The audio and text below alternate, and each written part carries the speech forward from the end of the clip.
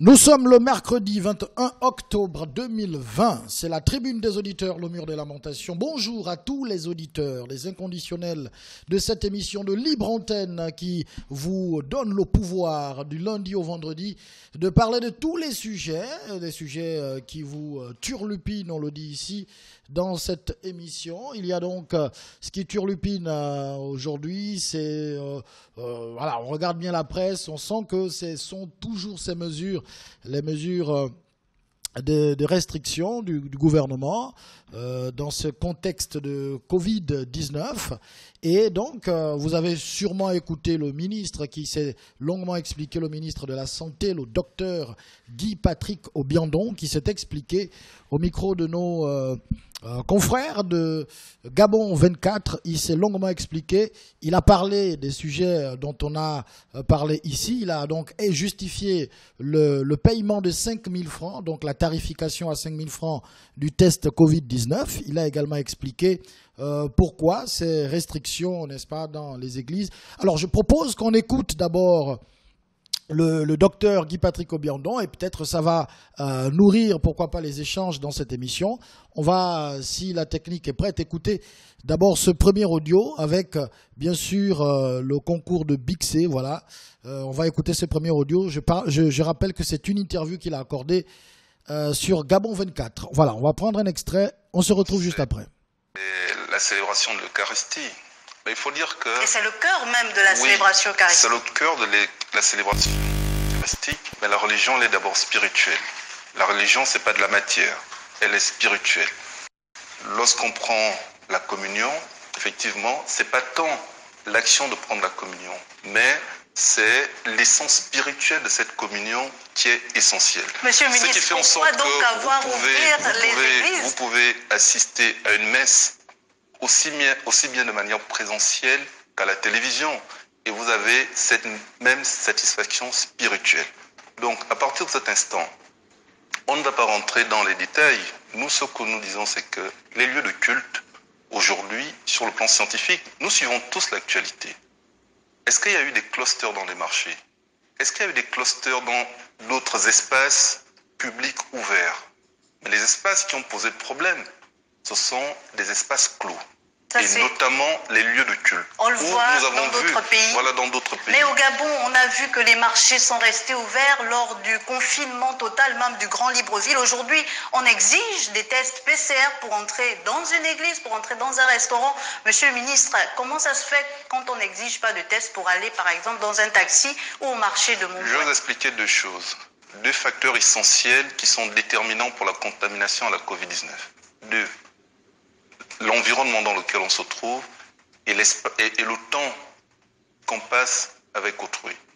L'environnement, ce sont les espaces clos aujourd'hui qui sont les plus exposés à la contamination. C'est-à-dire que nous sommes dans un espace clos, si on fait plus de 15 minutes avec une personne dans un espace clos, les postillons que nous rejetons pendant plus de 15 minutes peuvent effectivement contaminer une personne qui est en face de nous. Mais il y a le masque, monsieur le ministre. Au niveau du marché, vous êtes une femme, vous allez souvent au marché, dites-moi que vous mettez plus de 15 minutes avec une commerçante.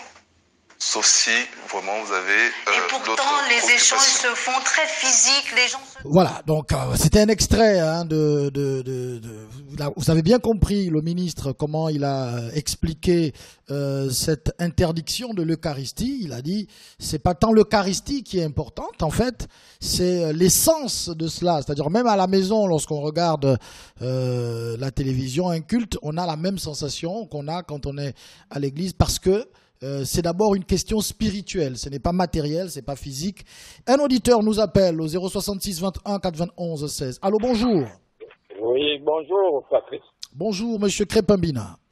Oui, bonjour à l'ensemble des auditeurs. Évidemment, ce qui me turlupine ce matin, c'est cet audio que vous voulez nous mettre. Je crois que c'est du ministre de la Santé. Le ministre de la Santé, voilà, docteur Guy-Patrick Obiandon. Okay.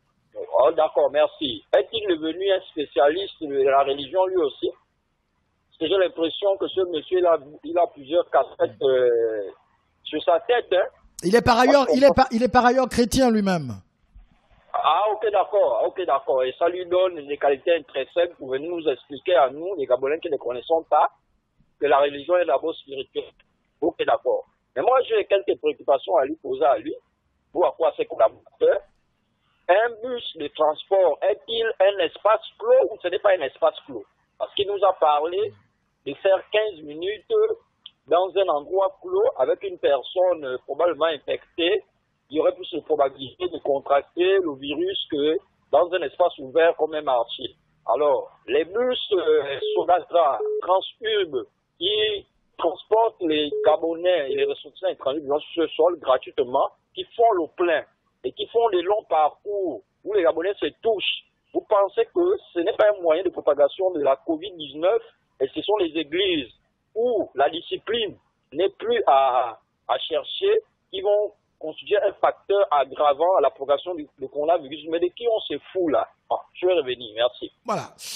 Le docteur Guy-Patrick Biandon, ministre de la Santé, a évoqué 2 facteurs importants. Il a parlé de l'environnement et le temps qu'on passe avec autrui dans un endroit clos. Et ces 2 facteurs réunis ont amené, bien sûr, le gouvernement à prendre ces décisions que vous connaissez, notamment sur les lieux de culte. Un auditeur nous appelle. Allô? Oui, allô, bonjour Patrick. Bonjour. Jacques Julien de La Fumée, La Fumée. Nous vous écoutons, monsieur de La Fumée. Oui, je vais parler des dormeurs du gouvernement là. Parce que y a un problème, le docteur Obiandon, c'est un dormeur. Parce que s'il ne dormait pas, il devait proposer des solutions aux églises, au corps, enfin, à toutes ces églises-là, par exemple, de mettre des tentes dehors et faire la prière. Hein? C'est un dormeur comme celui qui dort au ministère de l'Emploi, comme celui qui dort au ministère de l'Équipement. Nous, on n'a pas besoin d'eux. On n'a pas besoin de dormeurs dans ce gouvernement-là. Pourquoi ils ne font pas des propositions? Pourquoi il n'a pas dit aux églises que mettez les tentes dehors et faites votre culte? Si ce sont les salles qui les dérangent. Hein? Ce sont des dormeurs. Leurs chefs dorment, ils vont dans les ministères pour dormir. Et on est en train de couper dans la misère parce que nous, on ne voit pas, on ne sent pas l'envie de vouloir sortir le peuple de la misère derrière leurs faits et gestes, dans leurs décisions. Hein? Un gouvernement de dormeurs, celle qui commande le gouvernement, c'était soi-disant la première ministre, elle est en train de dormir. Il n'y a pas d'emploi, rien. Ils sont en train de sommeiller là-bas. Hein? Donc, eux, ils veulent maintenant nous donner des leçons. On ne sait plus comment prier, on ne sait plus comment faire, quoi. Mais on avait qu'à mettre les tentes dans les églises. Pourquoi il n'a pas fait des propositions que tirer des tentes et faites la prière en plein air? Oui, mais il dit la religion est d'abord spirituelle. C'est d'abord une question d'esprit. C'est pas physique. La télé. Hein? C'est une famille. Quand on forme, c'est ça, si vous êtes dans l'église, on forme ce qu'on appelle une famille. Et la chaleur familiale, il faut bien qu'on se voie, il faut bien qu'on se parle. Il ne suffit pas seulement de regarder à la télévision pour que lui, de voir toute sa famille seulement à la télé. Hein? Ces gens-là, ils sont souvent en train de nous prendre comme si, en fait, on ne réfléchissait même pas. Nous, on n'a pas besoin de dormeurs. Nous, on veut des gens pour travailler pour le peuple parce qu'ils sont employés du peuple. Ils travaillent pour le peuple. Ils devaient travailler pour le peuple au lieu de dormir. Je reviendrai. D'accord. Alors le ministre a parlé de la communion. Il dit ce n'est pas tant la matière qu'on vous donne, qu'on met à la bouche qui est importante, ce n'est pas cet objet-là, mais c'est l'essence de cet objet normalement qui est le plus important. Il y a un auditeur au bout du fil. Allô? Monsieur Patrick. Oui, allô, bonjour Monsieur Patrick. Bonjour. La princesse de l'Éternel. La princesse de l'Éternel, nous vous écoutons. Oui, monsieur, moi, ce qui me turlupine, ce sont les propos du ministre. J'ai écouté l'extrait audio que vous avez fait passer. Parce que lorsqu'il dit que la communion est avant tout, je crois, spirituelle, non? Tout à fait, tout à fait. Mais la communion, si c'était vraiment spirituel, si ce n'était que spirituel, mais dans ce cas, pourquoi ouvrir les églises alors? On allait se contenter de regarder les messes à la télévision comme on le fait depuis plusieurs mois déjà. Mais est-ce que vous n'êtes pas un tout petit peu d'accord avec le ministre quand il dit, en fait, ce n'est pas ce que vous mangez, c'est pas ce pain-là que vous mangez qui est important. Ce pain, c'est juste un geste, c'est le symbole, mais au fond derrière... C'est pas un simple geste. Sinon, Dieu, dans les Écritures, il n'allait pas dire que Jésus n'allait pas dire que vous ferez cela en mémoire de moi. Pourquoi le faire alors? Si Jésus lui-même le dit qu'on doit le faire en mémoire de lui, on va manger le corps du Christ, on va boire le sang du Christ. C'est pas à la maison qu'on va le faire, et c'est pas en regardant le prêtre ou le pasteur devant nous. on va le faire. Je suis désolé. Il ne peut pas dire que c'est qu'une simple, que la communion est spirituelle, sinon on n'allait même pas. Bon, pourquoi, donc, où est l'utilité d'aller dans les églises alors? On peut bien regarder un culte à la télévision et se limiter là, c'est tout. Moi, je suis pas d'accord avec ce qu'il dit. Il n'a qu'à se rapprocher auprès des autres. Comme disait monsieur, il s'appelle comment, monsieur Crépin qui appelait tout à l'heure, s'il est maintenant spécialiste des questions religieuses, ben, qui nous disent déjà, s'il est prêtre ou pasteur ou je sais pas, évêque, qui vient nous dire, mais qui ne peut pas empêcher aux gens de communier avec le Christ. Parce que la communion, c'est, la Sainte Seine, c'est la communion avec le Christ. La communion physique et spirituelle. La communion n'est pas seulement spirituelle, elle est aussi physique. Monsieur, parce que c'est ce qui me turbulait pour l'instant, je reste à l'écoute. D'accord. Ceux qui nous ont pris à l'instant et qui n'ont pas peut-être suivi l'extrait de cet extrait que nous avons diffusé en début d'émission, on vous le remet quelques petites secondes seulement. C'est la célébration de l'Eucharistie. Mais il faut dire que... Et c'est le cœur même de la célébration eucharistique. C'est le cœur de la célébration eucharistique, mais la religion, elle est d'abord spirituelle. La religion, c'est pas de la matière, elle est spirituelle. Lorsqu'on prend la communion, effectivement, c'est pas tant l'action de prendre la communion, mais c'est l'essence spirituelle de cette communion qui est essentielle. Monsieur le ministre, ce qui fait en sorte donc avoir que vous pouvez assister à une messe aussi bien de manière présentielle qu'à la télévision, et vous avez cette même satisfaction spirituelle. Donc, à partir de cet instant, on ne va pas rentrer dans les détails. Nous, ce que nous disons, c'est que les lieux de culte, aujourd'hui, sur le plan scientifique, nous suivons tous l'actualité. Est-ce qu'il y a eu des... Voilà, donc c'est beaucoup plus spirituel. C'était pour expliquer, bien sûr, cette interdiction de l'Eucharistie dans les églises que le ministre intervenait. On va prendre cet auditeur. Allô? Oui, monsieur Patrick, bonjour. Monsieur le radical. Oui, bonjour à tous les autres auditeurs. Bon, moi j'ai comme l'impression, monsieur Patrick, par rapport à l'audio qu'on vient d'écouter, que ces gens-là pensent que ils ont la science infuse. C'est-à-dire que le reste des Gabonais n'ont jamais fait l'école, ils ne réfléchissent pas, ils connaissent rien du tout. Mais lorsqu'il dit de tels propos, est-ce que eux-mêmes d'abord, quand vous regardez un peu la manière dont les militaires, les agents de force de l'ordre sont parqués dans leurs véhicules, ils sont sans bavette, ils sont serrés les uns contre les autres. Ça là, ils ne tiennent pas compte de ça. Ou bien le virus n'atteint pas les agents de force de l'ordre.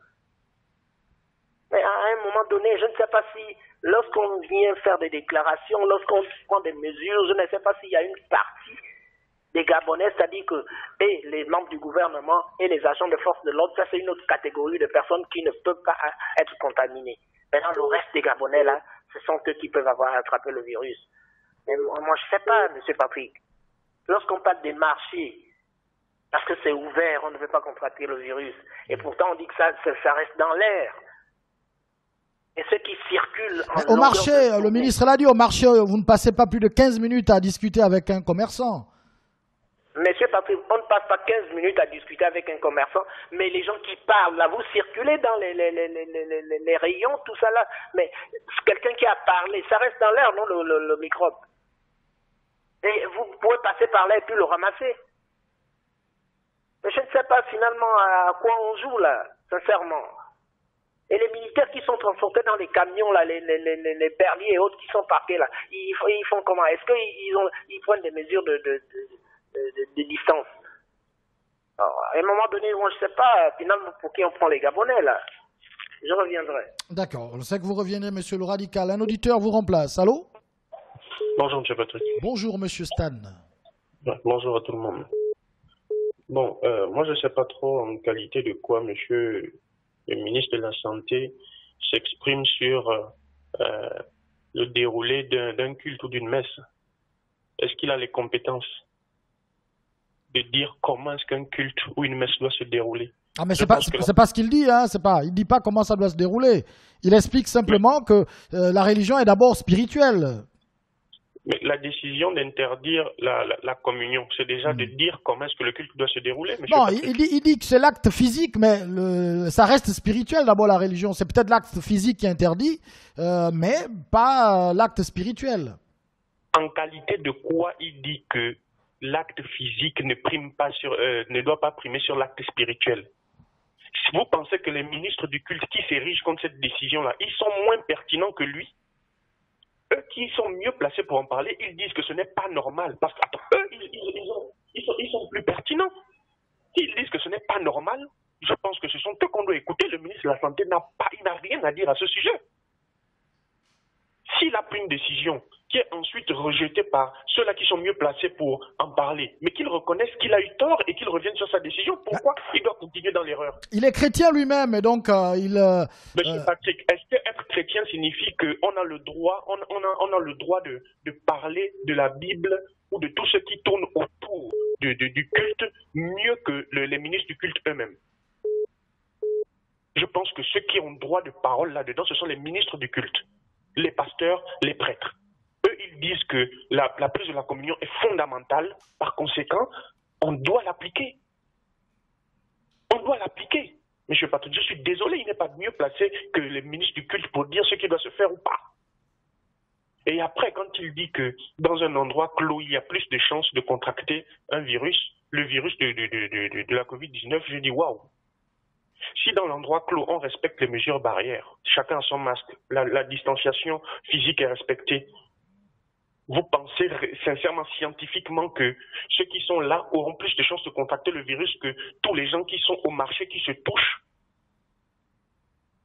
À un moment, soyons sérieux. Franchement, c'est pas possible qu'on vienne tenir de tels propos devant des gens. Nous ne sommes pas des moutons quand même. Attends, je vais revenir. D'accord, merci beaucoup monsieur Stan. L'interdiction de la prise de la communion à l'église, le gouvernement l'a justifié à travers le docteur Guy-Patrick Obiandon hier chez nos confrères de Gabon 24. Un auditeur au bout du fil, allô? Oui, monsieur Patrick, bonjour. Jean Narcisse est avec nous depuis Milonci. Oui, monsieur Guy-Patrick Obiandon. Ah, on a perdu Jean Narcisse, malheureusement, il va prendre un autre auditeur. Allô? Allô, bonjour, monsieur Patrick. Bonjour. Oui, le sociologue. Monsieur le sociologue, voilà, que dit Durkheim sur ce sujet? Mais quand j'ai écouté l'intervention du ministre de la Santé et j'ai décelé des contre-vérités, je me suis rendu compte qu'en fait, il se contredit dans ce qu'il a dit d'ailleurs. Il dit que l'Église est d'abord spirituelle. Ce que nous pouvons lui accorder, c'est vrai, l'Église est spirituelle. Après, il dit que ce n'est pas tant l'acte de se communier qui compte, mais l'essence qu'il y a dans l'action de se communier. Et après, il ajoute en disant que chacun peut rester chez soi, suivre une messe à la télé et avoir cette essence spirituelle. Or, les enfants, comme je vous l'ai dit hier, que c'est l'Eucharistie qui détermine l'Église. C'est l'Eucharistie qui donne vie à l'Église. Dès qu'il n'y a pas d'Eucharistie dans une Église, ce n'est plus une Église. Alors, si les gens vont à l'Église pour se communier, pour avoir cette onction spirituelle, et que lui dit qu'on peut rester à la maison, regarder la messe et recevoir cette onction spirituelle, donc il reconnaît lui-même que c'est l'action de se communier, l'essence spirituelle qu'il y a dans l'action de se communier qui est plus important. Ouais, mais le ministre, alors le ministre a cité le livre de Matthieu justement. Il dit là où 2 ou 3 sont réunis en mon nom, je suis parmi vous. Ça veut dire que ce soit à la maison, que ce soit au bureau, voilà, partout on peut avoir la présence de Dieu. Oui, mais pourquoi il reconnaît que c'est pas tant l'action de se communier qui compte, mais l'essence qu'il y a dans la spiritualité qu'il y a dans l'action de se communier. C'est là où il y a contradiction. Il se contredit lui-même. Parce qu'on ne peut pas rester à la maison, sur une messe à la télé, recevoir cette onction spirituelle dès lors qu'on la reçoit quand on se communie. C'est ça, moi, je comprends pas. Mais c'est la parole qui est importante. La parole, la puissance est dans la parole. L'Église, c'est pas seulement l'enseignement, je vous l'ai dit. C'est plus l'Eucharistie. C'est l'Eucharistie qui donne sens à l'Église. S'il n'y a pas d'Eucharistie dans une Église, ce n'est plus l'Église. Surtout en ce qui concerne les catholiques. je reviendrai. Merci, monsieur le sociologue, voilà, qui nous appelait à l'instant. Il y a un autre auditeur qui veut réagir. Bonjour. Oui, bonjour, monsieur Patrick. C'est, voilà, Crépin Mina est de retour. Oui, moi je ne veux pas trop spéculer sur les propos avancés par le ministre de la Santé. Moi, j'aimerais plutôt qu'il puisse s'apaisantir sur son domaine. Parce que je crois bien qu'il a été nommé ministre de la Santé, certes. En ce moment, nous sommes au cœur de la pandémie et que c'est d'actualité. Mais il y a d'autres problèmes dans son domaine ministériel. Je crois que la dernière fois, il est venu en plein journal télévisé nous faire un cirque digne de son nom à lui, parce que c'est vraiment un acteur de haut vol, nous dire qu'il allait, dans les 14 jours qui suivaient, mettre la main sur tous les malades mentaux qui déambulaient dans les rues de Libreville. Aujourd'hui, où en sommes-nous? Qui viennent nous faire le bilan sur son domaine?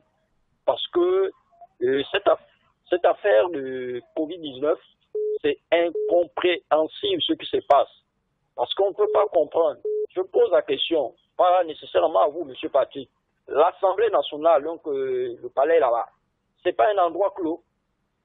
Et pour autant, les députés continuent à se réunir à plus de 30. Monsieur Stan nous en a fait la démonstration la dernière fois. Il a parlé des services essentiels et des services non essentiels. Certains services bénéficient d'une dérogation. Donc l'Assemblée nationale, pour vous, c'est un service essentiel.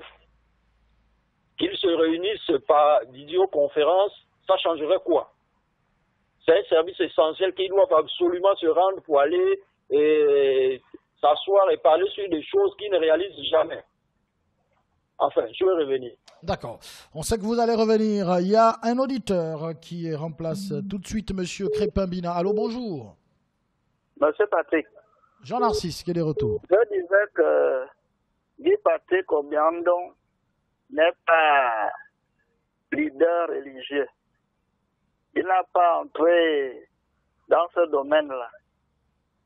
Ça, c'est une forme d'interdiction aux catholiques de faire leur culte.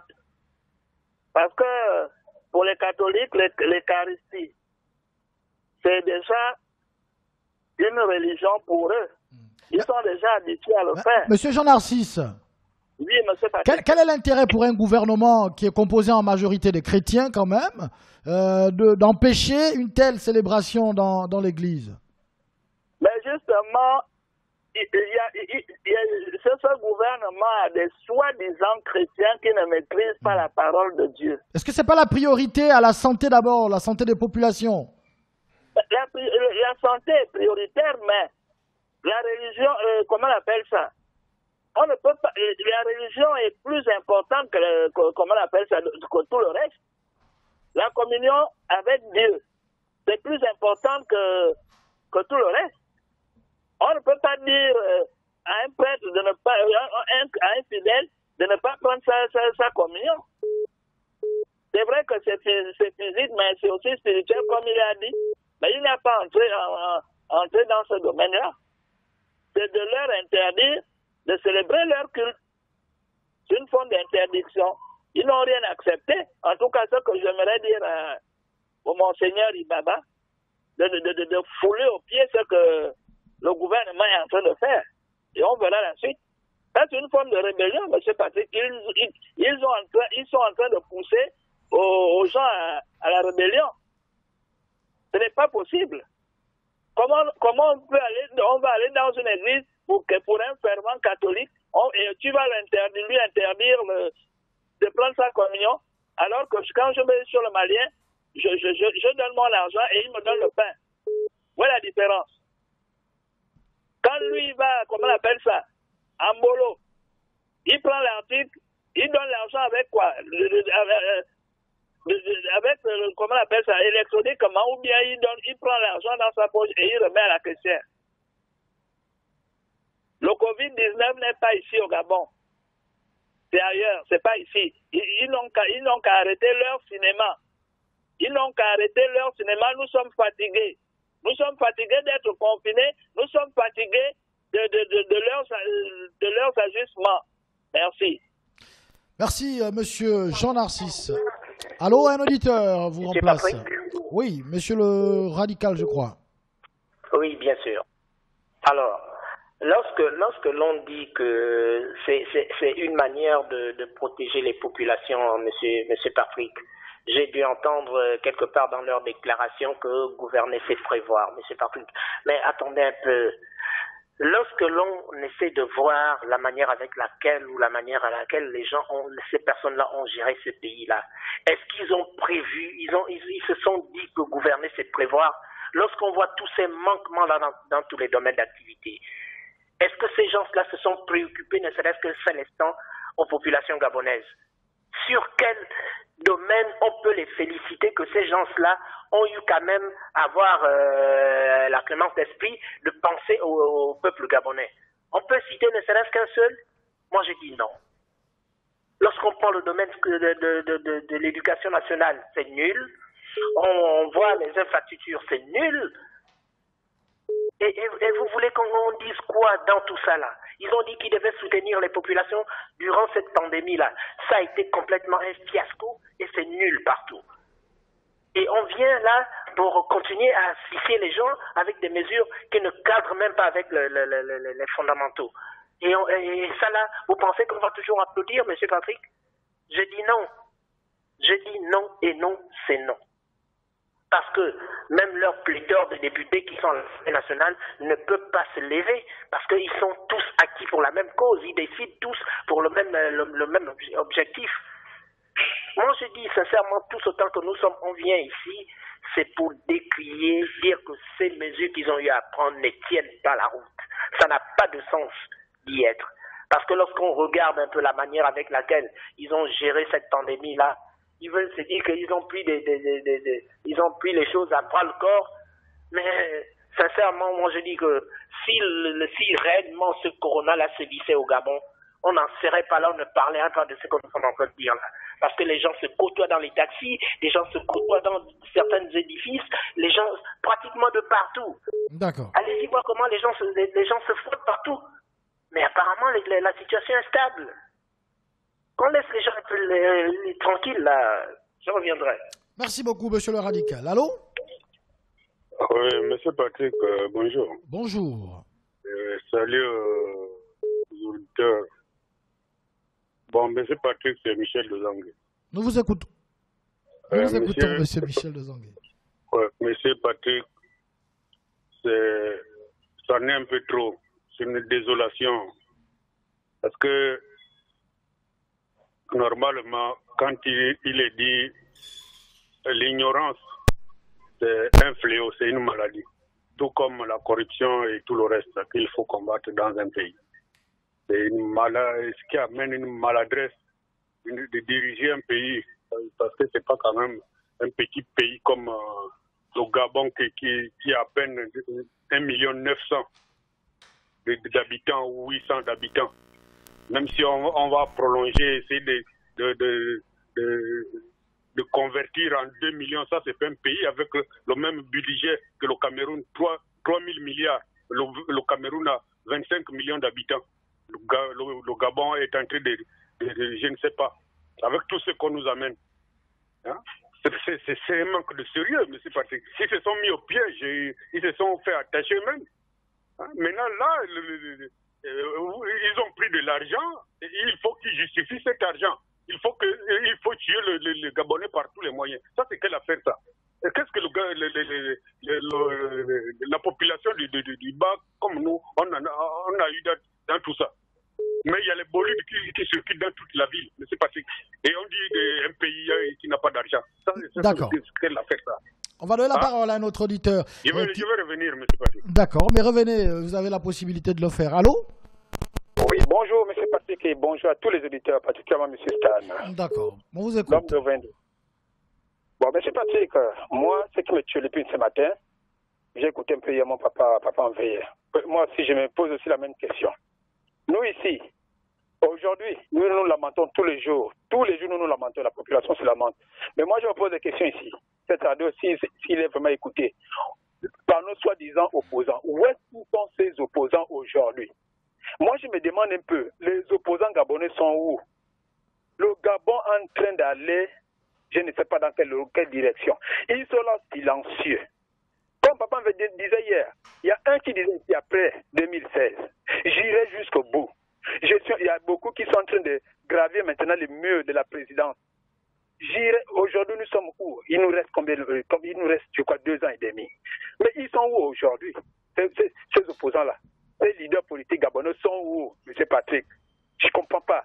Le peuple gabonais demain, 2023 viendra, ces gens vont sortir dans leur coquille, venir encore dire que non, nous sommes pour vous et nous allons croire à eux. Les Gabonais se lamentent. Ici, nous-mêmes, nous crions ici, il n'y a pas d'emploi, le pays, il n'y a pas ceci, il n'y a pas... Mais ces opposants sont où, M. Patrick? Ils sont où? M. Ping, qui nous a promis ici qu'il devait prendre le pouvoir, où est-ce qu'il est? Moi, je le dis parce que j'ai voté en 2016. J'irai jusqu'au bout. C'est où le bout là? Le bout là est où, M. Jean Ping? Mon Dieu, vous êtes où? On est en train de faire souffrir les Gabonais. C'est comme si on n'a pas d'opposants dans ce pays. Mais je suis convaincu que mon président se le dit souvent vraiment, il n'y a pas d'opposants, il n'y a que les mécontents. Là, je suis convaincu. D'accord. Vous êtes des mécontents comme nous. On a bien compris, merci. Merci beaucoup. On va prendre quelques messages. Bonjour Monsieur Patrick, le peuple gabonais est facile à distraire. On nous parle aujourd'hui de tous les sujets, mais sauf celui du début des cours à l'université des charbonnages. C'est Adrien depuis Ondogo. Monsieur Patrick, nous passons plus de 40 minutes à marcher dans le marché, donc arrêtons de nous faire croire qu'au marché il n'y a pas de Covid. Kakachi attaque. Voilà, c'est lui qui nous envoie ce message. Il ajoute: le docteur Guy Patrick vient de nous démontrer qu'en laissant les gens circuler librement comme au marché, il n'est pas évident d'attraper le Covid, alors qu'il nous laisse circuler en toute liberté sans nous confiner. Un autre auditeur nous dit: bonjour Monsieur Patrick, que le ministre de la Santé se rappelle de son bain de foule à Oyem ou Bitam. Je ne sais plus trop là. Apparemment, il a pris cette maladie à son propre compte. C'est Junior qui nous envoie ce message. Un autre auditeur nous dit: bonjour Monsieur Patrick, celui qui me turlupine ce matin, c'est Jean Ping en 2016. Ce monsieur avait rassuré qu'il allait tout faire pour nous diriger et que personne ne volera sa victoire. Toutes ces belles promesses sont où aujourd'hui? Il revendique sa victoire qu'Ali Bongo lui a volée, mais jusqu'à quand il va revendiquer au moment où son mandat, Ali est en train de le finir. En maltraitant le peuple gabonais aujourd'hui, nos frères étrangers nous traitent de tout et de rien malgré qu'ils sont chez nous. Et ça, Monsieur Ping, c'est pas normal et loyal de votre part.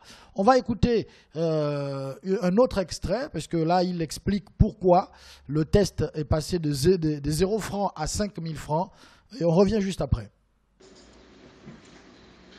Vous savez, aujourd'hui, nous sommes dans la phase de la relance de l'économie. Et lorsque vous suivez l'actualité, le pétrole se vend difficilement, les matières premières se vendent difficilement. Les entreprises ont connu des grandes difficultés sur le plan économique à cause du confinement. Parce que tout simplement, au niveau mondial aussi, l'activité économique n'est pas assez forte. Donc, le fait de demander cette participation, c'est pour contribuer à l'approvisionnement régulier en tests. Je vais vous dire quelque chose. Rien que le réactif, le simple réactif, pour faire le test de la Covid-19, il coûte 13 000 francs. Rien que le simple réactif. Si on regarde tous les petits consommables pour faire le mélange et pour faire le test, ce test passe de 30 à 40 000 francs. Si on regarde tout ce qu'un médecin, le technicien met comme équipement de protection individuelle, ce test passe de 50 à 90 000, voire 100 000 francs. Monsieur le ministre, le chef de l'État a dégagé une enveloppe considérable au début de la pandémie. On parle de plus de 250 milliards. Est-ce que ces fonds ont été épuisés, puisque beaucoup demandent d'ailleurs au COPIL la gestion de ces fonds? Vous savez, le plus grand drame, c'est celui qui ne veut pas comprendre. Je pense que l'histoire des 250 milliards a été expliquée à plusieurs reprises par le ministre de l'économie. La répétition pédagogique, monsieur le ministre. Qu'il a précisé que les 250 milliards étaient des facilités bancaires pour les entreprises qui étaient en difficulté liées au confinement. Aujourd'hui, plusieurs n'ont pas encore repris leurs activités. Le coiffeur au quartier, le tenancier du débit de boisson, mais il faudra désormais payer le test pour se rendre soit à l'église ou au restaurant. Comment on fait, monsieur le ministre? Écoutez, c'est un dispositif sanitaire, le test. Vous savez combien le test coûte dans d'autres pays? Vous savez combien le test coûte dans des pays voisins? Renseignez-vous et vous verrez que la tarification qui a été faite dans notre pays, c'est une tarification qui permettra à ce que la population puisse participer Parce qu'aujourd'hui, nous connaissons une situation d'accalmie. Certes, mais on ne sait pas ce que demain nous réserve. On ne sait vraiment pas ce que demain nous réserve. Voilà. On ne sait pas ce que demain nous réserve, dixit le ministre de la Santé, le docteur Guy Patrick Obiandon. Le pétrole se vend difficilement, voilà, les matières premières, difficultés économiques. Et donc, c'est une contribution des populations, c'est 5 000 francs, pour permettre aussi de se ravitailler en réactif pour l'approvisionnement des tests. Un auditeur au bout du fil. Allô? Oui, allô, bonjour, monsieur Patrick. Bonjour. Arnold de Bambouchine. Nous vous écoutons, monsieur de Bambouchine. Alors, en écoutant le ministre de la Santé tout à l'heure sur les sous qui ont été dégagés pour la Covid, il ment. Je ne vais pas me justifier, mais il y a beaucoup de mensonges là-dedans. Vous n'allez pas faire payer aux gens un test de Covid qui dure 2 semaines à 5 000 francs. Ça veut dire que chaque Gabonais, quasiment pour ceux qui voudra faire, en un mois, devra dépenser 10 000 francs pour des tests de Covid. Alors, quand on écoute le ministre, il dit, normalement, si on faisait payer le vrai prix, on serait dans les centaines de mille, au regard de ce que ça coûte réellement. Oui, monsieur Patrick, c'est un choix. C'est un choix. Moi qui suis, par exemple, chômeur, d'accord? Ça veut dire que je ne me fais pas prélever, je ne me fais pas tester. À partir de ce moment, parce que je n'ai pas les 10 000 francs pour payer ou les 5 000 francs. Il faut regarder aussi toutes les catégories, toutes les couches sociales. Est-ce que nous tous, nous pouvons payer ce fameux test à 5 000 francs? À défaut de ça, si on n'a pas les moyens, on fait comme d'autres pays. Le Burundi aujourd'hui. Le Burundi a refusé la crise de Covid-19. Ils ont refusé même d'en entendre parler. Le Burundi est-il décimé? Le Burundi est-il décimé? Mais ne prenez pas les gens pour des moutons. Pourquoi ils le font? J'ai envie de revenir sur les églises, M. Patrick. Moi, en tant que chrétien catholique, vous savez, moi j'ai grandi dans la religion catholique. Et le docteur Guy Patrick Obiandon, je crois que lui aussi il a grandi dans la religion catholique. Vu son pôle ethnique, il doit être même baptisé, communié chez les catholiques.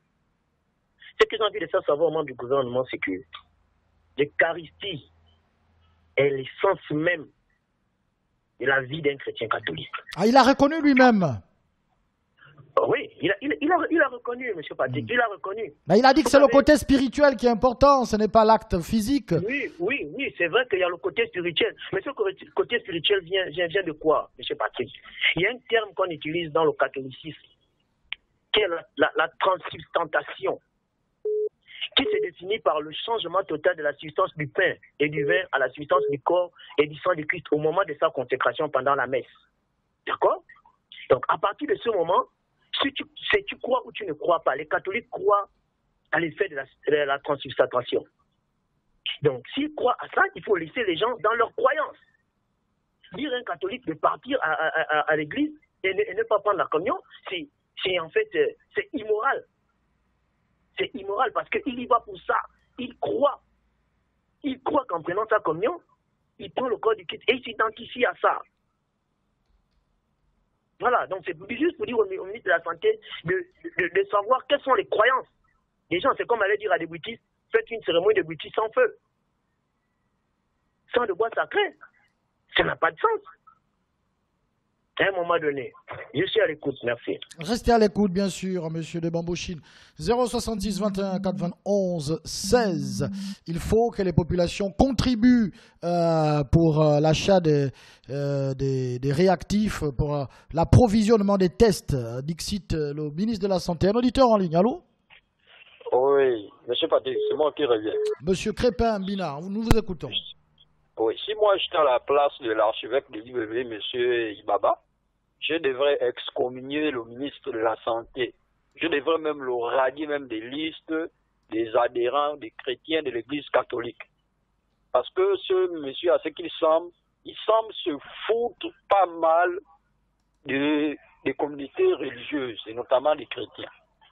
Bon, je vais revenir sur un domaine pour lequel il semble encore être un expert, celui de l'économie. Alors, il nous a fait comprendre que rien que l'achat des réactifs coûterait plus que ce qu'il nous demanderait, et il demande aux populations gabonaises de fournir un effort par rapport à la relance de l'économie.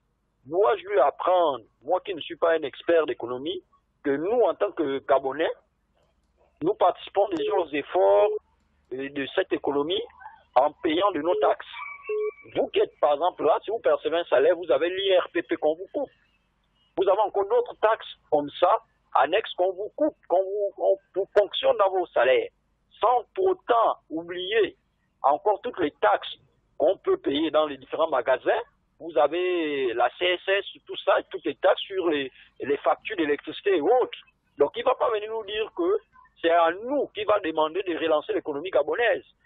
D'antan, quand lui n'était encore qu'un gamin, comme nous autres, l'économie gabonaise était au sommet avec le boom pétrolier. Que faisons-on pour ne pas faire des petites économies? Donc qu'ils ne viennent pas vraiment nous raconter des choses qu'ils ne maîtrisent pas, qu'ils laissent cela au ministre de l'économie, qui je pense qu'il est plus capable que lui pour trouver des solutions des douanes. Je reviendrai peut-être. D'accord. 066 21 91 16, c'est le numéro de la tribune des auditeurs pour tous ceux qui veulent intervenir dans cette émission. Allô? Oui, bonjour, M. Patrick. Bonjour. Oui, je sais que vous défendez toujours votre homonyme, comme c'est un Patrick comme vous. Monsieur Guy Patrick Obiang, moi je connais son passage. Il est venu à la Croix-Rouge, soit disant que c'est lui qui peut la relever. Après l'avoir donné des milliards, qu'est-ce qu'il en a fait là-bas? C'est pas une question personnelle. Pourquoi l'attaquer personnellement? Effectivement, il va d'échec en échec. Là, il allait au ministère de la Santé. C'est là-bas qu'il va faire quoi? Entre nous. Il est membre d'un gouvernement, c'est une action gouvernementale, non. Ce n'est pas un problème individuel. C'est ça le Gabon, les ministres de copinage. C'est ça le Gabon. Moi, je suis étonné, ça, celui-là ne pourrait rien faire là-bas. Il ferait échec comme d'habitude. Entre le buzz et connaître, même s'il a un doctorat. Moi, je vous ai dit au cours d'une émission que ça, franchement, je doute un peu des doctorats que certains, les autres, non. Alors, qu'est-ce que vous lui reprochez, notamment sur ce qu'il a dit hier? Parce qu'un pays riche comme le Gabon, on ne peut pas demander à une population vulnérable comme la nôtre de payer le test de Covid-19. Faites un peu la différence de ce que le jeune homme du SAMU fait, le SAMU social. Voilà un humanitaire qui sait ce qu'il fait. C'est bien beau de discuter les structures, mais nous sommes dans un pays où il y a suffisamment de moyens. En tout cas, moi je reviendrai. Moi je ne verrai rien là-dedans. Là. Voilà. 066 21 91 16. Allô? Allô, une fois? Bon, on prend un autre auditeur. Allô? Allô? Bah, je ne sais pas ce qui se passe aujourd'hui. Les auditeurs nous laissent le téléphone. Allô? Allô, bonjour, monsieur Patrick. Bonjour. Oui, juste pour dire que le gouvernement gabonais, c'était un gouvernement de voleurs. Voleurs, pourquoi? Parce que un pays riche comme le Gabon, avec autant de richesses que nous avons, je ne vois pas pourquoi on doit demander 5 000 francs pour un test. Et vous savez très bien que le Gabon n'a pas le Covid. Je ne sais pas pourquoi on dépense autant d'argent comme ça là. Les 250 milliards. Qui nous justifie ça? Honnêtement. Mais les Gabonais ne sont pas les maboules, mon Dieu Seigneur. Ça, c'est quelle affaire? Pourquoi? Non, Seigneur Jésus. Qu'est-ce qu'on a fait avec Dieu, Seigneur? Si je passe au lieu, pour un petit pays comme ça, là, autant d'argent dépensé à combien de temps, ils ne sont même pas justifiés. Honnêtement. Je reviendrai. D'accord. 066 21 91 16. Allô, bonjour. Alors, bonjour, c'est Patrick. Nous vous écoutons. Oui, moi, ce qui me sollicite un peu ce matin, c'est par rapport au ministre de la Santé, là. Il essaie de lui dire un peu, il est ministre général ou il est ministre de la Santé simple? Parce que, sans vous mentir, de toute cette histoire du corona à commenter, il y a celui qui est toujours au centre de tout, hein, je ne sais pas. C'est lui qui est le ministre. Ben, c'est une question de santé, la Covid-19. C'est normal que le ministre de la Santé soit en avant-plan. Ah, mais là, il a fait un peu trop, plus il va un peu de partout, et il rentre un peu de partout, il en fait un peu trop. Voilà, c'est un peu ça ma préoccupation. D'accord, voilà. C'est normal que le ministre de la Santé soit un tout petit peu la star parce que c'est une question, on parle d'une pandémie, c'est une maladie et donc tout ce qui concerne la santé, ça concerne le ministère de la Santé. N'y voyez pas autre chose derrière. Le pauvre Guy Patrick Aubian, un auditeur au bout du fil, allô? Oui, allô? Oui, qu'est-ce qui vous turlupine? Bonjour d'abord à tous les auditeurs et j'espère particulièrement M. Stan, dont j'ai vraiment aimé l'intervention. Je doute que, bon, c'est M. Courander, hein, je doute que le ministre de la Santé soit vraiment chrétien. Parce que s'il était chrétien, il devait comprendre que aucun enfant de Dieu ne peut avoir le coronavirus. Il devait comprendre ça. Parce que s'il n'arrive pas à comprendre les Écritures en tant que chrétien, j'estime qu'un enfant de Dieu, l'absolu d'un enfant de Dieu, c'est effectivement la parole de Dieu. Ce sont les Écritures. Il est ministre d'un gouvernement. Non, ce n'est pas le chrétien qui parle là, c'est le ministre. Même si vous êtes ministre, moi si je suis ministre du gouvernement, mais la parole de Dieu au-dessus. On ne peut pas, je ne sais pas parce que je suis ministre et que je vais renier mon identité chrétienne. Ça veut dire que si on me demande de faire quelque chose qui va à l'encontre de la parole de Dieu, je peux démissionner. Je préfère même démissionner. Donc j'ai du mal à croire qu'il soit vraiment chrétien. Et j'aimerais dire quelque chose avant de terminer. Il doit comprendre que dans les Écritures nous montrent déjà ce qui va se passer. C'est pourquoi on dit l'Ancien Testament est on va dire la préfiguration des choses à venir. Et lorsqu'on regarde dans l'Ancien Testament, on voit qu'avant la sortie des enfants d'Israël, puisque l'Église est Israël spirituel, avant la sortie d'Israël, d'Égypte, qui est l'image du monde dans lequel nous sommes, il y a eu des plaies qui ont été envoyées par Dieu. Je précise bien par Dieu. Et ces plaies-là ont été envoyées avant leur sortie. De même, aujourd'hui, avant que ce monde-là ne soit détruit, il doit y avoir des plaies. Le coronavirus est l'une des plaies. Il y en a eu beaucoup d'autres. Ebola, on peut en citer. Donc, et la question que je pose à ce chrétien, ce soi-disant chrétien, qui est le ministre de la Santé, est-ce que lorsque ces plaies ont été envoyées, est-ce que les enfants d'Israël étaient touchés? C'est la question que je lui pose. Est-ce que les enfants d'Israël étaient touchés? Je répète, l'Église est Israël spirituel aujourd'hui. C'est ce qui s'est passé dans l'Ancien Testament n'est que la préfiguration. Nous, on doit connaître aussi notre exode, qui est l'enlèvement de l'Église. Et avant cet enlèvement, il doit y avoir des plaies. Matthieu 24 en parle. On voit ça dans dans Apocalypse aussi. On voit. Donc, s'il est vraiment chrétien et qu'il comprend les Écritures, je crois qu'il devait comprendre que coronavirus ne peut pas toucher un enfant de Dieu. C'est impossible. Donc, cela prouve déjà qu'à l'Église, lorsqu'on s'ensemble quelque part et que nous sommes la vraie Église, il ne peut pas y avoir de coronavirus. Oui, mais alors, vous restez sur le livre de Matthieu et justement, c'est ce livre-là qu'a cité le ministre de la Santé. Il a dit, là où 2 ou 3 sont assemblés en mon nom, je suis au milieu d'eux. Le ministre a cité ce verset-là pour dire que même à la maison ou, je ne sais pas, au bureau, si on est à 2 ou 3, on est déjà en présence du Seigneur. Je suis d'accord. On n'a pas besoin d'aller dans une assemblée, je ne sais pas, une église, dans les bâtiments qui sont officiellement reconnus comme église.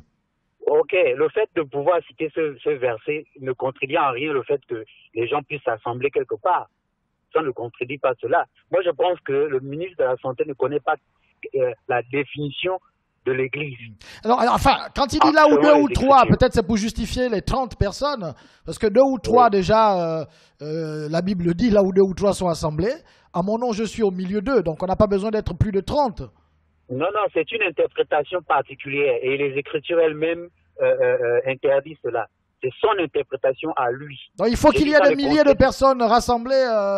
On ne peut pas être à 5 à 6 pour prier Dieu. Il faut avoir plus de 30 personnes. Ok, je vous ai démontré tout à l'heure, selon les Écritures, que le corona ne peut pas toucher un enfant de Dieu. Ça, c'est première chose. Et deuxième chose, il doit y avoir séparation des pouvoirs, s'il faut parler ainsi. Le politique ne peut pas s'ingérer dans le fonctionnement de l'Église. L'Église, en réalité, ne dépend pas du gouvernement. L'Église ne dépend pas du gouvernement. Moi, je suis chrétien. Je suis même censé, logiquement, si on regarde la logique, je suis censé m'avoir une carte de séjour. Parce que moi, je ne fais plus partie de ce monde-là. C'est pourquoi on dit que je suis né de nouveau. D'accord. C'est vrai que... voilà, tout ça, ce sont des questions spirituelles. Faut pas qu'on fasse le mélange avec des choses qui ne sont pas spirituelles. Merci beaucoup. On va donner la parole également à un autre auditeur qui est au bout du fil déjà. Il est impatient d'intervenir. Allô? Ouais, Jacques Julien de la Fumée. Nous vous écoutons, monsieur Julien, depuis Mindoubé. Déjà, le droit de culte est inscrit dans la loi fondamentale. Il ne faut pas qu'il pousse quand même le bouchon loin. Mais l'autorisation a été donnée, justement, c'est le 30 octobre. Mais bien sûr, mais c'est d'abord fondamental. Là, on parle même de la loi, disons la loi fondamentale qui donne les gens le droit de se réunir pour le culte. Donc, ils n'ont pas à pousser les choses trop loin. Moi, je disais tout à l'heure là que quand on interdit des choses comme ça pour cause maladie, on doit aussi donner des propositions. Pourquoi ils ne disent pas à tout ce monde-là de se réunir dans des tentes si ce sont les bâtiments? C'est vrai que même la Bible parle des bâtiments. Dieu, quelque part, dit que je n'habiterai pas dans les temples bâtis par la main de l'homme. Mais le premier temple, c'est d'abord l'humain. C'est d'abord le chrétien qui est le premier temple de Dieu. Mais s'ils peuvent se retrouver et communier, bon, si on dit qu'on ne veut plus des bâtiments, pourquoi on ne les encourage pas de tirer les toiles des temples? Il y a des églises qui ont de la place. Il ne faudrait pas qu'il fasse. Il vient nous parler de l'économie. Il dit que c'est à cause de confinement que certaines entreprises ont pris. Non! Le confinement n'a été que la guillotine qui a enlevé la tête. Depuis 1995, les entreprises sont en difficulté. Il y a eu des énormes compressions du personnel pour l'État qui n'arrivait pas à payer la dette intérieure. Il n'a pas dit qu'on ne doit pas tout remettre sur le confinement. Ça allait très mal dans les entreprises, surtout les entreprises privées. Nous, on a été compressés en 1995, plutôt en 2015. Depuis 2015, ça ne va pas. Donc, il ne faut pas qu'ils viennent ici accuser le confinement. Le confinement est venu seulement couper la tête de l'économie. Ok, je suis à l'écoute. Voilà, c'était Jacques Julien de la Fumée depuis Mindoubé. Allô? Oui, M. Patrick, c'est encore Stan. Nous vous écoutons, M. Stan.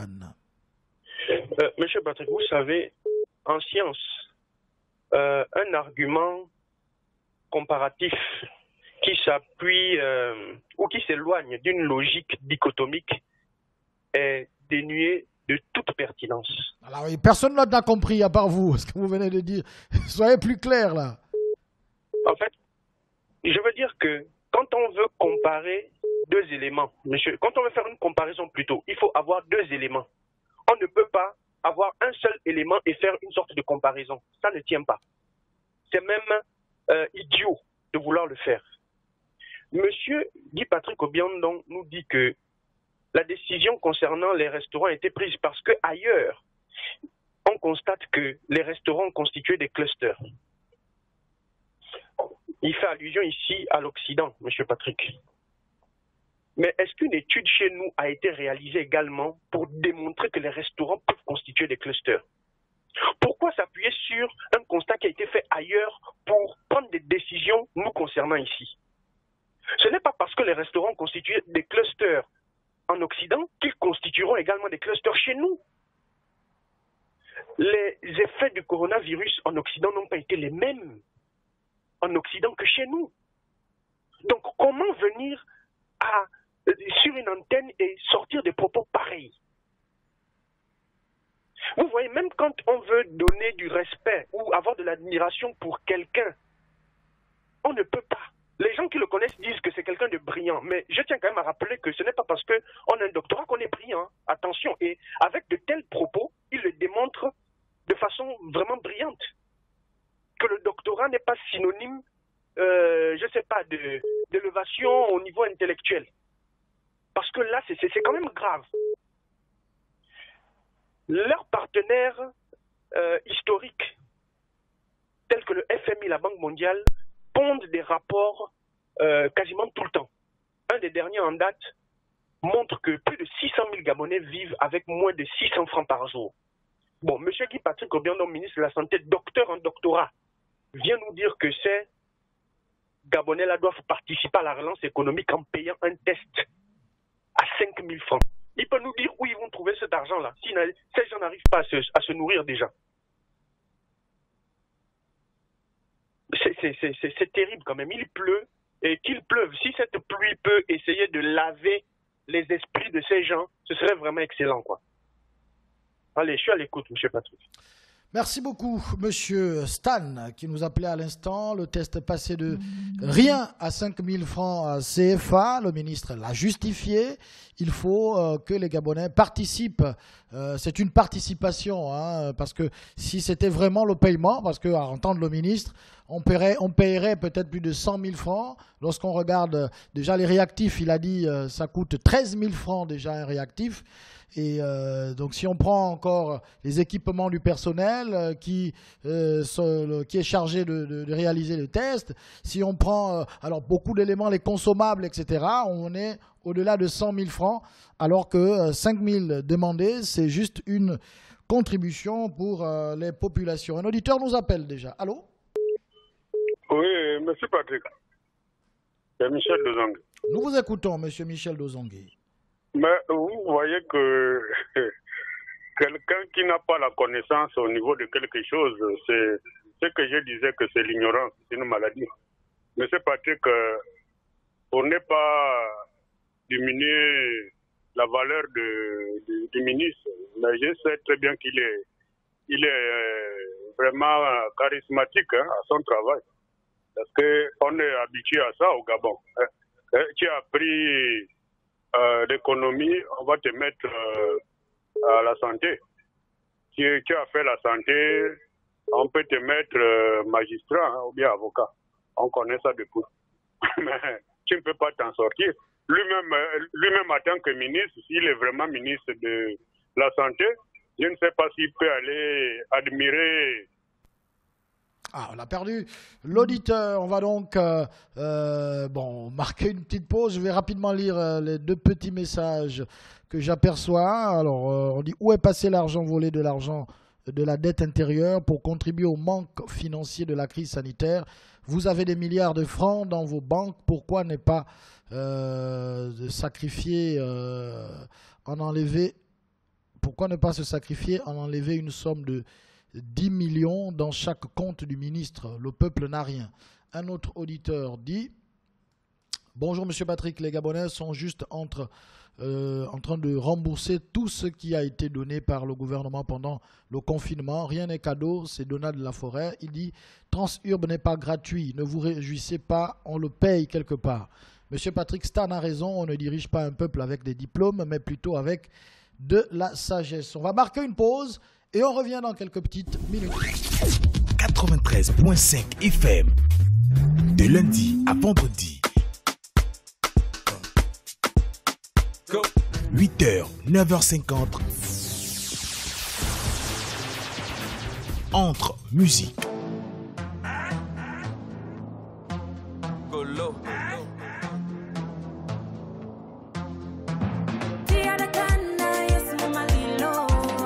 Météo. Aujourd'hui à Libreville, l'atmosphère sera instable, ciel variable avec possibilité de développement de foyers orageux. Information routière. Non, pas d'embouteillage depuis Petro Vando jusqu'à IAI, de IAI jusqu'à AWNJ. IAI Carrefour, c'est aussi free. Horoscope. Bélier, il y a du répondant et de l'ardeur chez vous. Vous êtes peut-être un peu trop axé vers la précipitation. Jeu question-réponse. La question du jour qui était de savoir qu'est-ce qu'un passage cloté et à quoi sert-il. Et sport. Arriver à la surface de réparation et ne pas pouvoir tirer au but, c'est comme danser avec sa sœur. Votre réveil 93.5 présenté par DJ Big C. Bonjour et bienvenue comme ça ce matin sur les 93.5 FM dans le cadre du réveil matinal, le réveil le plus utile et le plus serviable de la capitale. Et toute son équipe. Je suis accompagné de John et de Yannick. Pour un réveil matinal plaisant et rempli de douceur. Gabon News FM, la radio qui vous écoute. Gabon News FM, c'est sympa, magique et unique.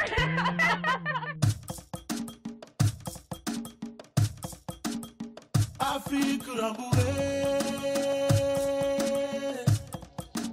Gabon Music Challenge, votre nouvelle émission interactive qui fait l'actualité des musiques gabonaises sur la 93.5 FM. Diffusée 2 fois par semaine, le lundi et le vendredi, de 16h à 17h. Choisissez vos 10 sonorités de la semaine. Variété, pop, hip-hop et plein d'autres. Gabon Music Challenge, c'est le top de la musique gabonaise. Gabon News FM, on est ensemble, même à l'étranger. Gabon News FM.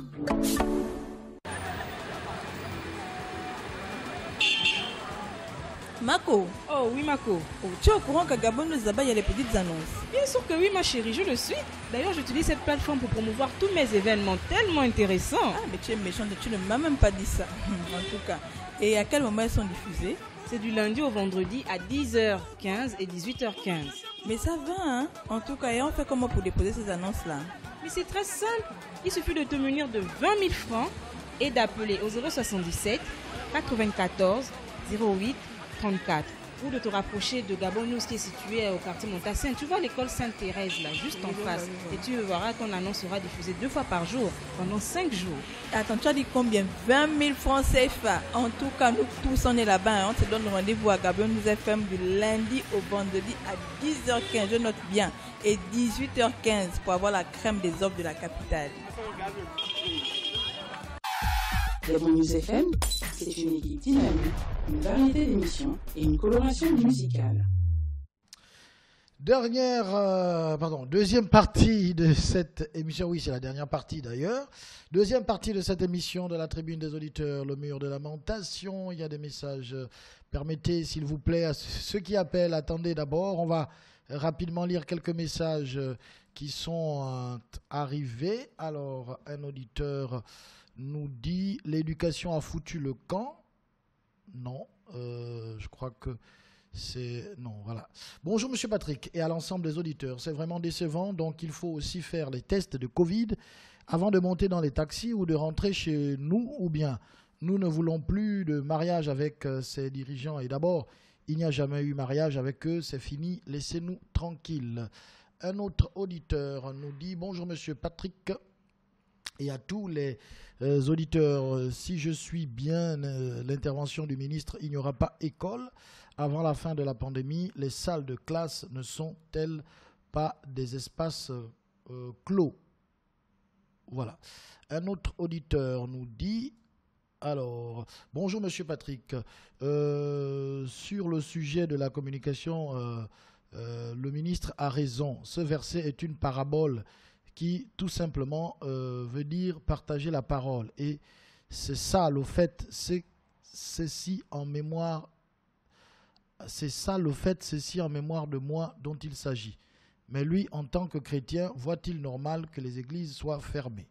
Relisez toujours vos messages, chers auditeurs, on vous le dit régulièrement. Bonjour, ce samedi 24 octobre 2020, il y aura sur tous les carrefours du territoire national des imprécations, actions prophétiques et son du chauffa, entre parenthèses la corne, par le collectif des leaders des communautés pentecôtistes et charismatiques de réveil du corps du Christ au Gabon. Programme initié pour lutter contre les méchants du pays selon le passage biblique de Thessaloniciens 1, verset 6. Un autre auditeur nous dit « Bonjour M. Patrick, moi c'est ce qui me dérange est que l'accès au lieu, je crois que c'est lieu de culte, est conditionné par un test Covid-19 négatif. Mais nous avons tous vu la vidéo du commandant en chef de la GR qui était soulevé par ces éléments. Comment un messie? C'est comme, où il voulait écrire comme, je crois. Dieu va les frapper un à un. Voilà, un autre auditeur, il nous écrit « Les chauffeurs de Transurb prennent ces bus comme les leurs. C'est 1000 heures depuis Ovendo. » Bonjour M. Patrick, le gouvernement gabonais gagnerait à désamorcer la colère des Gabonais. Ceux qui tirent profit de la fameuse lutte contre le Covid-19 devraient se garder d'asphyxier les populations. Le retour de la manivelle pourrait leur être dommageable. C'est un message de Jeff Wilfried Mukanda. Pourquoi, c'est le message d'un auditeur, il dit pourquoi ne pas faire encore un prêt au FMI, à la Banque mondiale, à l'AFD ou à la Banque islamique? Un autre auditeur nous dit « Bonjour M. Patrick, si le gouvernement avait la même volonté de développer ce pays comme il en a en ce moment avec la gestion du corona chinois, le Gabon serait émergent et le président serait heureux sûrement. » Il y a un auditeur qui envoie un autre message. « Bonjour M. Patrick, laissez les Gabonais tranquilles. Il n'y a pas le corona au Gabon et on ne doit pas écouter tout ce qui se dit. » Bonjour M. Patrick. Le 25, on ira massivement dans les églises et on verra ce qui va arriver. Nous sommes tellement dépassés, je jure que le 25, dans 3 jours seulement, on va casser la baraque. Un autre auditeur. Bonjour M. Patrick. Jean Ping fait une déclaration ce soir. Que va-t-il dire? Je suis confirmé que depuis le départ de Feu Pierre Mamboundou et Amo, nous avons perdu nos leaders de l'opposition. Où est le carnet d'adresse de Jean Ping? C'est l'ombre de lui-même. On va prendre un auditeur qui est au bout du fil. Allô? Oui, M. Patrick. Le radical est avec nous. Oui. Dans les mêmes déclarations diffusées tout à l'heure par le ministre qui disait que même 2 ou 3 personnes réunies à la maison, Dieu est avec vous. Mais ce qu'il doit savoir, c'est que dans la même Bible, il est dit que le salut est personnel. C'est la même chose comme quand on va à l'école. Parce que vous ne pouvez pas avoir un cursus scolaire si vous n'allez pas à l'école. Il faut aller à l'école pour avoir un cursus scolaire. Il faut aller à l'église pour apprendre comment il faut prier, ce qui en découle des paroles de Dieu. Et vous deviez avoir en face de vous soit un prêtre ou un pasteur. Mais s'il faut rester à la maison, toutes ces connaissances-là, vous allez les avoir comment? Et sachant que le salut est personnel, ils pensent que c'est avec les 30 personnes qui iront à l'église, ce sont eux qui vont prier pour tout le reste des filets qui viennent dans la même église. J'ai dit non, ça aussi c'est un faux problème. Il faut à un moment donné qu'on sache exactement quand on vient faire des déclarations devant le peuple, savoir ce qu'on dit, savoir comment est-ce qu'on doit dire les choses. Parce que ça là, sincèrement, le commun des Gabonais n'avale pas ça. Je reviendrai. Merci beaucoup, monsieur le radical. Bonjour, monsieur Patrick. Le test Covid coûte 20 000 francs CFA. Il reçoit 100 personnes en moyenne par jour. 20 000 fois 100 égale 2 millions par jour. 2 millions fois 6 jours égale 12 millions par semaine. 12 millions fois 4 égale 367 millions par mois. Où va cet argent? Pourquoi le ministre ne parle pas de cet argent? C'est un message de monsieur Eyi. Il y a un autre auditeur qui nous dit... bonjour M. Patrick, c'est le docteur des ignorants. Voilà un régime des bras cassés qui veut appauvrir la population. Un test Covid à 5 000. Mais où sont passés les nombreux milliards donnés par l'OMS pour nous permettre de mieux gérer la pandémie? Un autre auditeur nous dit bonjour M. Patrick, le docteur Guy Patrick Obiandon, étant porte-parole du COPIL, était celui qui était le plus en avant, effaçant même la présence du ministre de la Santé. Aujourd'hui, il est ministre de ce ministère. C'est encore lui qui est le plus en lumière. Il devient même ministre de l'économie et j'en passe. Un autre auditeur nous dit « Vous savez combien coûtent les tests ailleurs ?» demande le ministre incompétent. Qu'il se renseigne au Rwanda, au Botswana et au Kenya. Le test est gratuit. Un autre auditeur, M. Billy Binze a trouvé sa copie parfaite. C'est le ministre de la Santé. Un vrai extraterrestre, qu'il trouve un protocole sanitaire pour garantir la sécurité sanitaire de nos enfants pour la rentrée scolaire. Les établissements scolaires égorgent plus de personnes que des églises, donc il n'y aura pas de rentrée scolaire cette année. Un auditeur nous dit « Bonjour M. Patrick, bonjour à tous les auditeurs. Ce qui me turlupine aujourd'hui, c'est Mme Madeleine Baird. Le manque de considération, le mépris qu'elle affiche envers les agents de l'État est vraiment insupportable. Sinon, comment comprendre que ce n'est que hier que Mme Baird a remis le rapport de suivi de la fonction publique à Mme le Premier ministre quand on sait les travaux de l'EPCA ont pris fin en août. C'est Cassidy qui nous envoie donc ce message. Bonjour à tous, Monsieur Patrick Obian, quand il était accueilli à Bitam comme un roi, avait-il respecté les mesures barrières? C'est son Excellence qui envoie ce message. Bonjour M. Patrick, l'Église va prier pour le ministre Guy Patrick Obiandon car il ne connaît pas ce qu'il fait. Voilà, on va prendre un autre message. C'est Jonathan qui nous dit les gouvernants ou le gouvernement gabonais nous cache des choses. Il n'y a pas le corona au Gabon car dans mon cercle de parents et amis, Même dans mon arrondissement, il n'y a aucun cas. Un auditeur nous appelle. On relit rapidement ce dernier message de Bruce de London. Est-ce que le ministre de la Santé peut nous dire combien coûte un carton de cuisse de poule? Le prix du récif, je crois que c'est réactif, il le tient d'où? Comment marginaliser le peuple à ce point? Une fois dans le gouvernement, on perd tout sens d'humanisme. On va prendre cet auditeur. Allô? Allô? Ouais, bonjour, M. Patrick. Bonjour. Oui, mais le ministre a dit que le test Covid, le VIP, ça part de 20 000 à 5 000. C'est ça, non? Non, c'est pas ça. Le VIP, c'est autre chose. VIP, c'est toujours 20 000. Ils n'ont pas cassé à 5 000. Moi, je pense qu'ils ont cassé à 5 000. Et c'est ceux qui doivent rentrer, qui doivent payer 20 000. Ceux qui viennent en avion, qui doivent rentrer. Il ne faut pas que les gens fassent un procès à la sorcellerie. C'est pas bon. Hein? Les Gabonais, vraiment, les gars, restez-nous. C'est vrai, il est jeune. Il faut l'encourager à bien travailler. Parce que là, c'est un procès à la sorcellerie.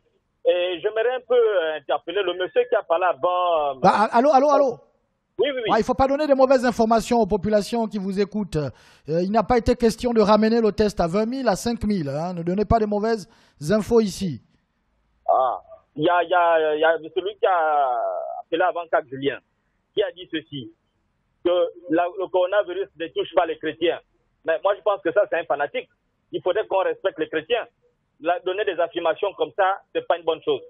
On a vu à Rome, on a vu en Italie des prêtres qui maîtrisent la Bible de A à Z qui sont morts. C'était les chrétiens. Donc, il ne faut pas qu'ils viennent à affirmer des choses ici. Guy Patrick Obiang, bien qu'il soit catholique, il est d'abord avant tout, il est après tout d'abord un scientifique. Il connaît la réalité. Bon, moi, je ne le défends pas, hein, mais quand même, les gars, il est jeune, il faut l'encourager à bien travailler. Et non faire un procès à la sorcellerie, à la gabonaise. Voilà. On va réécouter le deuxième audio que nous avons écouté tout à l'heure. On va aller un peu plus loin parce qu'il a évoqué également, je crois, la situation de l'école. Vous savez, aujourd'hui, nous sommes dans la phase de la relance de l'économie. Et lorsque vous suivez l'actualité, le pétrole se vend difficilement, les matières premières se vendent difficilement. Les entreprises ont connu des grandes difficultés sur le plan économique à cause du confinement. Parce que tout simplement, au niveau mondial aussi, l'activité économique n'est pas assez forte. Donc, le fait de demander cette participation, c'est pour contribuer à l'approvisionnement régulier en tests. Je vais vous dire quelque chose. Rien que le réactif, le simple réactif, coûte pour faire le test de la Covid-19, il coûte 13 000 francs. Rien que le simple réactif. Si on regarde tous les petits consommables pour faire le mélange et pour faire le test, ce test passe de 30 à 40 000 francs. Si on regarde tout ce qu'un médecin, le technicien met comme équipement de protection individuelle, ce test passe de 50 à 90 000, voire 100 000 francs. Monsieur le ministre, le chef de l'État a dégagé une enveloppe considérable au début de la pandémie. On parle de plus de 250 milliards. Est-ce que ces fonds ont été épuisés, puisque beaucoup demandent d'ailleurs au COPIL la gestion de ces fonds? Vous savez, le plus grand drame, c'est celui qui ne veut pas comprendre. Je pense que l'histoire des 250 milliards a été expliquée à plusieurs reprises par le ministre de l'économie. La répétition pédagogique, monsieur le ministre. Qu'il a précisé que les 250 milliards étaient des facilités bancaires pour les entreprises qui étaient en difficulté liées au confinement. Aujourd'hui, plusieurs n'ont pas encore repris leurs activités. Le coiffeur au quartier, le tenancier du débit de boisson, mais il faudra désormais payer le test pour se rendre soit à l'église ou au restaurant. Comment on fait, monsieur le ministre? Écoutez, c'est un dispositif sanitaire, le test. Vous savez combien le test coûte dans d'autres pays? Vous savez combien le test coûte dans des pays voisins? Renseignez-vous et vous verrez que la tarification qui a été faite dans notre pays, c'est une tarification qui permettra à ce que la population puisse participer. Parce qu'aujourd'hui, nous connaissons une situation d'accalmie. Certes, mais on ne sait pas ce que demain nous réserve. On ne sait vraiment pas ce que demain nous réserve. Certains pays, comme je le disais, qui ont pensé avoir maîtrisé la pandémie, se sont retrouvés très surpris par cette flambée épidémique. Donc à partir de cet instant, on ne peut pas se comporter comme si on maîtrisait tout, comme si tout était calme et comme si la crise était finie. La crise sanitaire de la pandémie 19 est loin d'être finie. Donc, il est important pour nous de pouvoir être vigilants, de faire preuve de précaution pour éviter qu'on se retrouve dans une autre catastrophe sanitaire. Aujourd'hui, on parle des églises et des restaurants, Monsieur le ministre, mais dans quelques semaines, dans quelques jours, il y aura la rentrée des classes. Est-ce que le test sera également obligatoire au niveau des établissements scolaires ou universitaires? Et comment cela se fera-t-il? Alors, si vous remarquez bien la stratégie du gouvernement, cette stratégie porte sur des activités essentielles et des activités non essentielles. Aller au restaurant, c'est une activité non essentielle. Aller à l'église, Monsieur le ministre. Bon, après, aller à l'église, je parlerai peut-être plus de l'école. Après 8 mois de fermeture. 8 mois de fermeture de quoi? Des lieux de culte. Le plus important aujourd'hui, comme vous avez dit, la religion, elle est spirituelle. Et vous le savez mieux que moi, que dans la Bible, elle dit, lorsque 2 ou 3 personnes sont réunies, je suis au milieu d'eux. Ça veut dire quoi? Ça veut dire que la prière peut se faire à la maison, la prière peut se faire dans son bureau, la prière peut se faire partout. L'école étant donc une activité essentielle. L'école étant donc une activité essentielle, nous allons faire de l'essai. Nous allons essayer l'ouverture des classes. Et nous allons mettre en place des brigades de contrôle. Si effectivement la rentrée des classes entraîne le développement des clusters, nous allons devoir suspendre les cours. Monsieur le ministre, c'est une approche finalement, vous voyez que ce n'est pas une approche qui est exclusivement réservée aux églises. C'est une approche globale, c'est une approche systémique qui permet d'aller progressivement pour nous permettre de pouvoir rapidement identifier une petite explosion qui peut entraîner des effets beaucoup plus grands. Voilà, c'était donc le docteur Guy-Patrick Obiandon, il est ministre de la Santé. Il était donc au micro de nos confrères, interviewé par nos confrères de Gabon 24. On va prendre l'auditeur qui est au bout du fil. Allô? Allô, bonjour, monsieur Patrick Chaffery. Monsieur Emeric, quel est le retour? On vous écoute, ça fait très longtemps. Oui, ça fait très longtemps. Bon, alors, moi, je vais droit au but. Comment dire ça? Mon intervention s'adresse uniquement aux hommes d'église. aux hommes d'église, toute obédience confondue.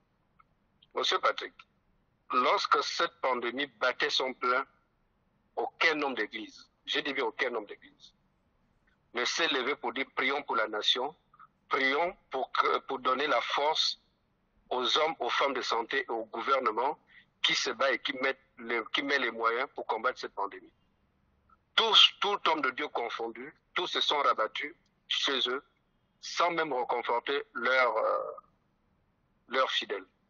Aujourd'hui, c'est bien beau de dire oui, il faut ouvrir des églises, on donne un ultimatum au gouvernement et autres, tout simplement parce qu'ils se servent aussi des chiffres scientifiques. Ils se servent de la tendance baissière aujourd'hui de la pandémie. Lorsque les chiffres étaient ceux qu'on connaît, personne ne pouvait oser dire nous allons ouvrir les églises tel ou tel jour, quel que soit ce qui peut arriver. Tout simplement parce qu'ils savent qu'il y a des hommes et des femmes derrière qui ont travaillé pour que nous arrivions à stabiliser cette maladie. Vous savez, M. Patrick Chaffery, je suis du nord du Gabon. L'église catholique officie bel et bien ses messes dans l'arrière-pays. Il y a des messes d'enterrement qui se font comme s'il n'y avait pas de maladie. Les églises sont pleines en zone rurale. Lorsqu'il y a des messes d'enterrement, les catholiques ne vous disent pas je suis catholique moi. Les messes se font bel et bien. Est-ce que le gouverneur ou le préfet, les préfets de ces contrées ont déjà attaqué à l'âme lourde ces chrétiens catholiques pour leur dire voilà, le gouvernement a demandé de fermer des églises. L'église catholique est la seule église aujourd'hui qui bénéficie de dérogations spéciales pour officier certaines églises. Nous avons vu à la mort d'Issou Senghondé, il y a bel et bien eu une messe. Nous avons vu, il y a certaines autres personnalités qui sont parties pendant cette période où des messes ont été officiées à leur domicile, sous autorisation spéciale du ministre de l'Intérieur. Mais jamais ils ne le disent. Et comme l'a dit le ministre hier, nous savons tous qu'à Noël, les catholiques regardent la messe depuis le Vatican. Est-ce qu'ils communient étant au Gabon en regardant la messe? Ils ne communient pas. Et pourtant, ils font tout le rituel catholique tout en regardant la messe à la télévision. Il y a même une chaîne catho. Ils la regardent à la télévision. Donc je pense qu'il ne faut pas que l'église catholique aujourd'hui vienne mettre, je ne parle plus de l'église catholique, les fidèles en avant, parce qu'ils ont un agenda caché. Il y a quand même, si nous assistons, le débat aujourd'hui n'est pas spirituel, le débat est d'abord aujourd'hui scientifique, que l'on reconnaisse que les hommes de science et le gouvernement ont mis des moyens pour qu'on arrive à cette tendance baissière. Et ça, il faut le reconnaître. Donc moi, je pense qu'il y a les lois de la République et ni un archevêque ou une obédience, quel que soit le bord, ne peut venir défier la République parce que la République en elle tous les instruments pour pouvoir mettre hors d'état de nuire tous ceux qui voudront violer les lois de la République. C'est ce que j'allais dire. Je vais peut-être rebondir, M. Patrick. Merci beaucoup. C'était à l'instant M. Emeric qui nous appelait. Ça semble déjà tendu dans cette émission. Un auditeur nous appelle. Allô? Oui, M. Patrick, c'est encore Stan. M. Stan est de retour. Oui, donc le docteur Guy Patrick Obiang nous informe que nous devons faire attention pour éviter une nouvelle catastrophe. En parlant ici des mesures prises et de ce qui s'est déjà passé. Donc, ça veut dire que la Covid-19 qui a causé à peu près une 50aine de morts dans notre pays, c'est cela qu'il appelle une catastrophe. Une catastrophe avec, en près d'un an, à peu près 50 morts. Mais si c'est une catastrophe, ça signifie que notre pays n'existe plus depuis longtemps. Parce que la faim tue plus de 50 personnes par an ici. Le palu et tout le reste, tout ce qu'on veut, le diabète, l'hypertension. Vous voyez, soit, je l'ai dit déjà une fois ici, soit ces gens-là ne maîtrisent pas les sujets qu'ils abordent, ceux dont je doute quand même, soit encore ils sont atteints de mythomanie chronique. On ne peut pas comprendre que des responsables, parce que quand un ministre s'exprime, il vient là aussi représenter carrément tout son gouvernement, tout l'appareil administratif. Un ministre qui vient devant les caméras et qu'il sorte des inepties, franchement, Monsieur Patrick, on est où? Voilà, c'est lui, le ministre de la Santé, qui vient dire des choses pareilles. Pensez-vous que moi, Gabonais, je me sente en sécurité? Là, voilà, c'est pour ça que nos différentes structures sanitaires sont dans cet état. Quand il est arrivé, il a fait du bruit. Et comme disait quelqu'un en début d'émission, à quel niveau des malades mentaux? À quel niveau de l'hôpital de Mélène? Parce que je crois qu'il en a fait son cheval de bataille. À quel niveau? À quel niveau du CHU de Libreville? À quel niveau du système sanitaire à Port-Gentil, la capitale économique, où il n'y a qu'une seule clinique qui est capable de faire le scanner, qui est un examen hyper important pour le diagnostic? Une clinique, donc un établissement privé, dans une capitale économique. À quel niveau de tout ça, monsieur le ministre? Enfin, je suis à l'écoute, monsieur Patrick. Voilà. C'est à monsieur Stan, un auditeur vous remplace. Allô? Monsieur Patrick Chafferet, je m'aimerais rebondir sur les propos de monsieur Stan. Monsieur Emeric, quel est le retour?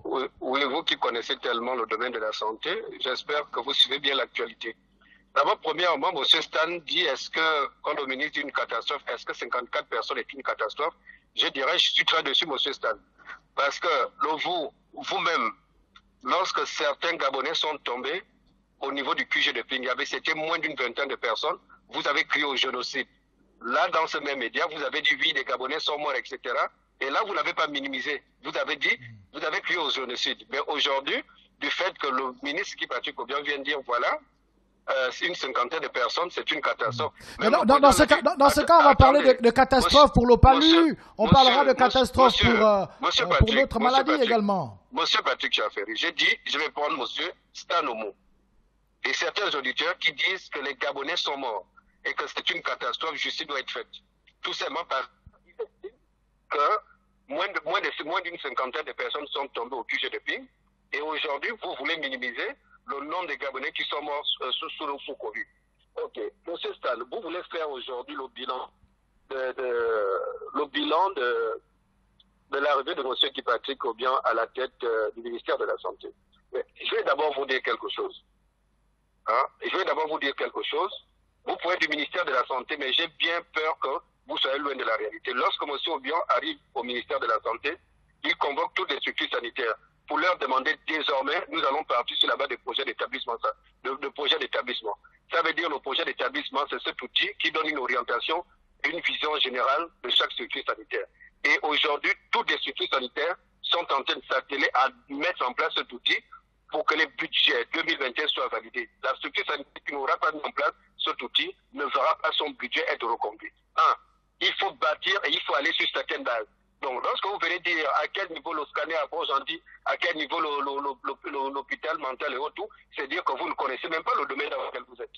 Puisqu'il y a un travail, il y a eu un séminaire, les médias aujourd'hui en parlent. Allez sur la page du ministère de la Santé, vous allez comprendre, appelez même n'importe quel directeur de structure sanitaire ou des DRS, ils vous diront, ils sont en train de s'atteler aujourd'hui à mettre en place ces outils. Et aujourd'hui, il y a eu un séminaire sur la gouvernance des structures sanitaires.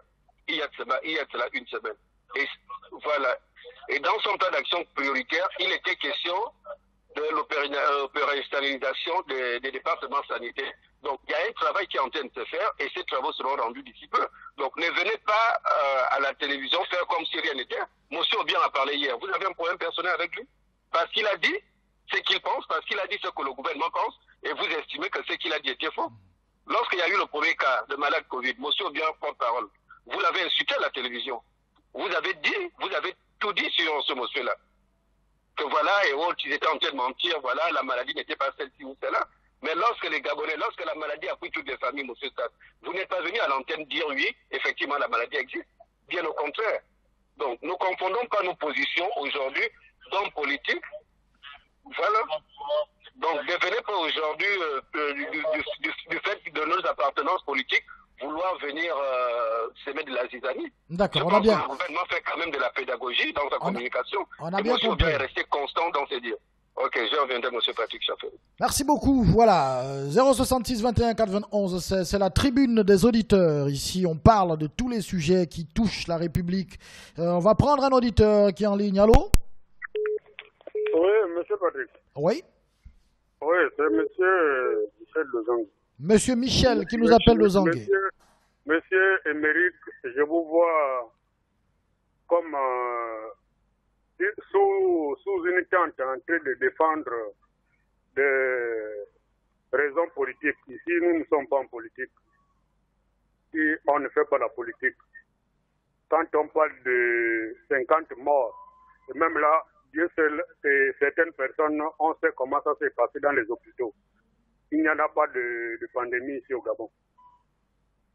La preuve est que nous touchons la même monnaie, ou bien il y a que les gens qui ne sont pas malades, qui touchent seulement l'argent, et ceux qui sont malades ne touchent jamais les pièces de monnaie que nous en avons. Voilà déjà une preuve que je vous donne, monsieur Émeric. Et quand on parle d'une pandémie, vous ne pouvez pas agir comme vous avez agi pendant le confinement général. Là où on avait besoin de vous, on a donné toutes les propositions du monde. Jusqu'à un certain moment, jusqu'à la fin presque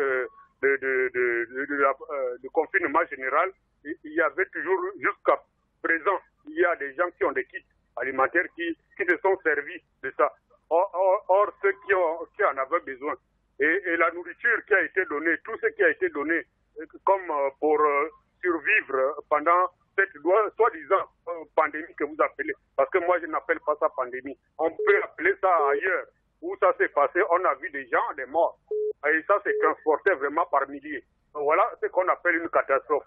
C'est pas 50 personnes, 10 personnes, qu'on va venir chanter dans une chaîne ici là pour dire que on a eu une pandémie et vous avez maltraité la population. Hein? C'est quelle pandémie? Vous êtes là pour asphyxier la population en payant des tests à 20 000 francs. On n'a rien. Il n'y a aucun travail. Nous ne sommes même pas dans nos bricoles pour nourrir nos populations. Moi, j'en ai des orphelins au village. Hein? J'ai deux beaux-frères qui sont décédés. Ils m'ont laissé la grande sœur avec des enfants et ils sont à ma portée. Hein? Et je fais quoi pour eux? Et pour que je descende, il faut que je paye un test de 20 000 parce qu'il faut aller rendre service à mes neveux. Et c'est ce que vous appelez pandémie, monsieur Émeric. Et je sais que le test est toujours gratuit hein, jusqu'au 30 là. C'est faux, monsieur Patrick, c'est faux. Moi-même, je vous parlais de mon bel oncle qui venait de Makoko avec un montant de 50 000 dans sa poche en arrivant à Libreville. Et on lui restait 5 000 francs parce qu'il fallait qu'il paye les saucissonnages de barrages de policiers et gendarmes militaires dans la route, M. Patrick. C'est moi qui vous parlais la dernière fois de mon bel oncle. Hein? Et ce qui était dit, c'était de ceux qui partent de Libreville pour l'intérieur et non ceux qui viennent de l'intérieur pour Libreville, M. Patrick. Pourquoi continuer à s'obstiner comme si nous qui sommes en bas, on ne réfléchit pas, comme si on n'a pas utilisé le même bic. Mais nous ne sommes pas aux années 1960 ou bien 1920. On est au 21e siècle. Nous sommes des intelligents. Nous sommes des intelligents. On a des informatiques. D'accord. On va donner la parole à un autre auditeur voilà. qui voilà, il veut réagir lui également. Allô? Allô, c'est Kak Julien de la Fumée. Nous vous écoutons, monsieur Julien Kak. Monsieur Méry, il y a la RTG qui est là, Gabon Première. Si vous voulez chanter le louange de votre milice, nous ici on se lamente.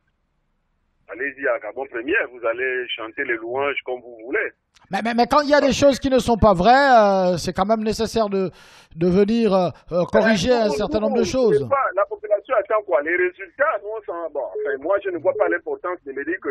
Il faut avoir la bonne information aussi. Nous, c'est que... Oui, justement, on est informé, mais nous, ce qu'on veut, c'est les résultats au sortir de ce travail-là. Ils vont continuer à travailler jusqu'à quand? Ils vont commencer à travailler quand? Et le travail va finir quand? Pour que nous, en bas, on puisse avoir les résultats. Il faut passer à Gabon Premier s'il veut instruire les gens du travail qui se font au ministère de la Santé. Il va à Gabon Premier pour vanter les mérites de son ministre. Hein? Nous, ici, on a besoin, moi, par exemple, je dis que le ministre de l'Intérieur, c'est un dormeur. Parce qu'on continue à baisser la matière fécale et la décharge est hyper chargée. Il n'y a plus de place. Pour moi, tant que je ne vois pas le ministre faire quelque chose dans cette décharge, pour moi, il dort au ministère de l'Intérieur. Voilà. Parce que moi, je suis en bas, je veux voir les résultats. Quand on me dit qu'une route va se faire, il faut que j'ai tous les engins garés et tous les travaux de part. À ce moment, j'ai quand même peut-être l'espoir de savoir qu'il y a quelque chose qui se fait. Vous croyez que vous allez partir dans tous les pays, vous allez dire qu'on est en train de faire des travaux au ministère de la Santé et qui va vous donner crédit? Nous, on n'a pas besoin de ça. Nous, on veut les résultats parce que nous, on veut des travailleurs. On ne cherche pas les dormeurs. C'est le résultat qu'on veut. Voilà. Maintenant, pour les chansonnettes et tout ça, on appelle ça comment? Aller faire, ça s'appelle comment? Le violon. Mais il y a des radios et des télés pour ça. Pour le PDG. Merci. Un auditeur nous appelle. Allô? Monsieur Patrick, bonjour. Monsieur Mvekuna est avec nous. Je salue comme ça l'ensemble des auditeurs, particulièrement Monsieur Émeric, dont je salue le retour, et dont j'apprécie quand même la pertinence de l'intervention. Je voudrais dire rapidement, parce que l'histoire de la communion, je suis ici aussi pour mettre un peu de lumière dans certaines ténèbres qui n'ont pas malheureusement été éclaircies.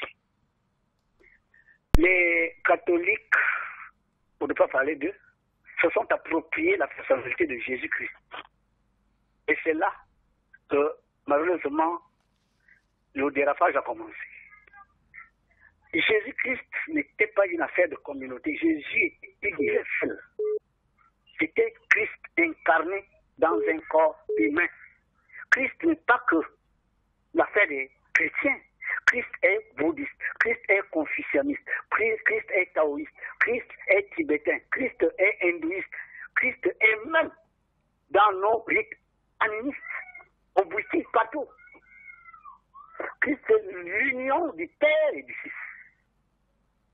Cette union est énergétique et électromagnétique et a besoin d'un support. Aucune énergie ne peut se manifester sans support matériel.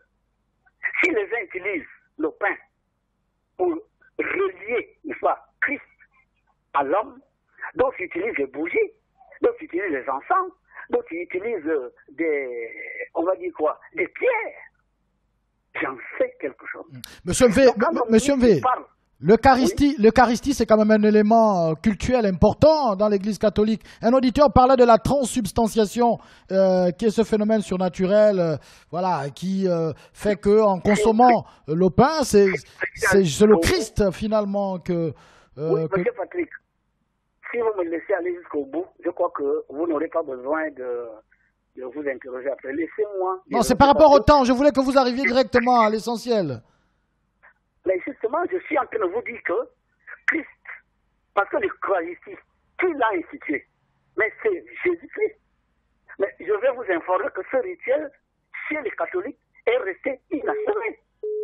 Le rituel eucharistique est le rituel institué par Jésus alors qu'il incarnait Christ, mais ce rituel était resté inachevé.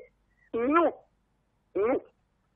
ceux qui aujourd'hui veulent que cette communion soit totale entre l'homme et Dieu doivent continuer ce que Jésus n'a pas pu faire, à raison de sa courte vie sur terre.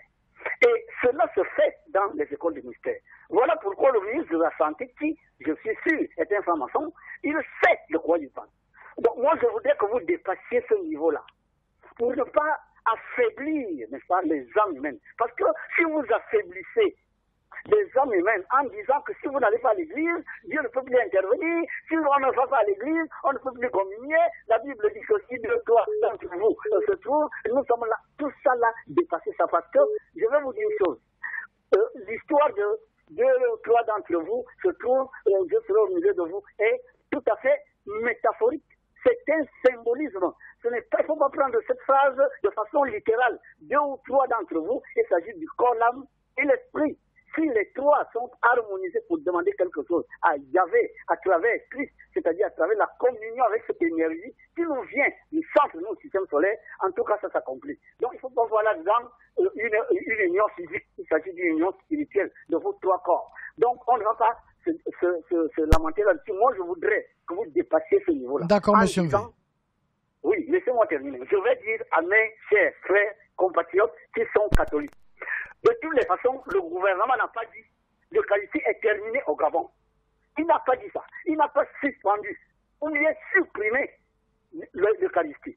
S'il vous plaît, portes éternelles et levez vos linteaux. Voilà ce que la Bible dit.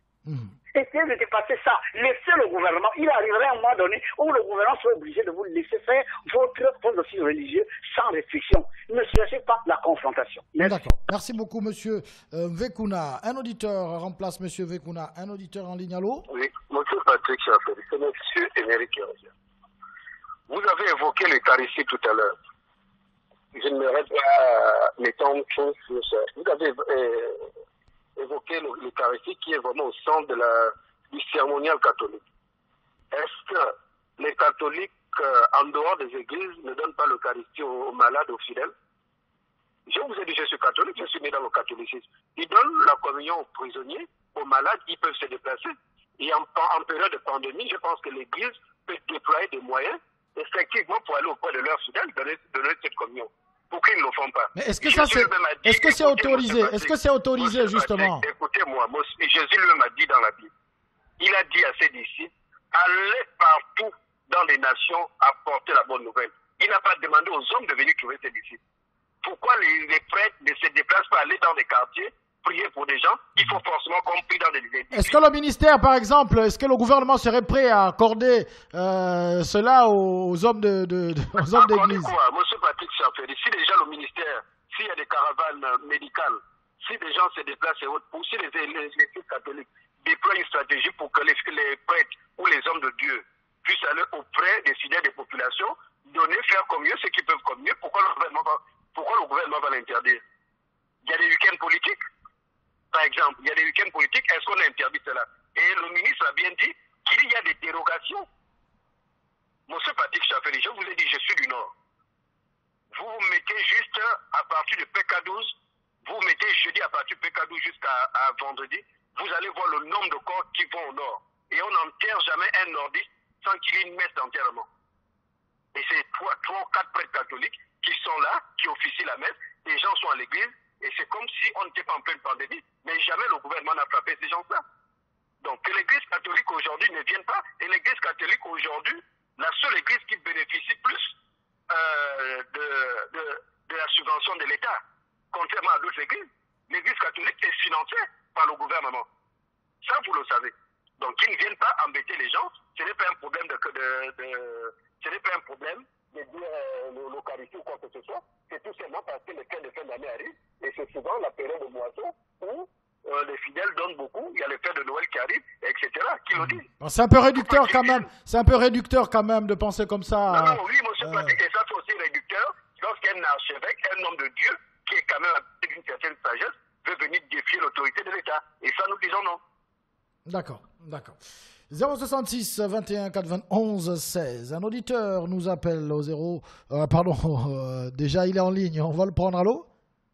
Oui, monsieur Patrick, excusez-moi de revenir parce que ce que je dis est très important parce que ça, vous voyez hier, je vous ai dit que les catholiques ne se mettent pas dans la rue pour défier l'autorité. Vous voyez, peut-être qu'ils nous ont écoutés. Le monseigneur Ibaba a été reçu par le ministre de l'Intérieur. Je suis convaincu que le 25, personne n'ira ouvrir les églises. C'est pas ce qu'on a senti dans ce communiqué. Hein. Il y a un communiqué qui a été rendu public et on n'a pas senti la volonté des églises de ne pas aller le 25 dans leur lieu de culte. Hein. Elles ne le feront pas. Parce que celui qui vous parle n'est pas un religieux. J'ai dit, ne défiez pas l'autorité de l'État sous prétexte de tout ce que vous êtes en train de dire là. Écoutez-moi bien. Il arrivera un temps que le Covid-19 passera. Et vous allez ouvrir vos cultes, comme vous l'avez toujours fait. Mais pourquoi c'est une confrontation? Pourquoi les chefs d'église, qui, à mon sens, devraient faire preuve d'une conscience élevée, pourquoi vous ne pouvez pas élever vos consciences? Portes éternelles, élevez vos linteaux, votre fameuse Bible-là, mais est-ce que vous la lisez?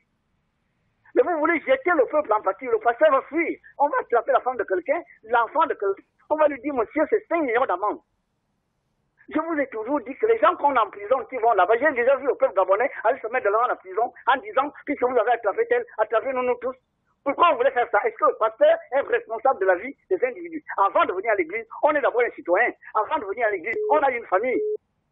Il ne faut pas livrer les enfants des autres comme ça. Jésus n'a pas fait son combat de cette façon-là. Ne démontrez pas que vous êtes mus par autre chose que la volonté de servir Dieu. Je vous ai dit que l'Eucharistie est un rituel que Jésus n'a pas terminé. Ce rituel se fait à travers la constatation ou alors la connaissance que vous êtes feu, air, au terre et que vous vous nourrissez, n'est-ce pas, de la terre et de Christ pour faire vivre votre corps physique. Vous coulez tout de la terre, le pain, le riz, le manioc, tout ça vous vient de quoi? De la terre.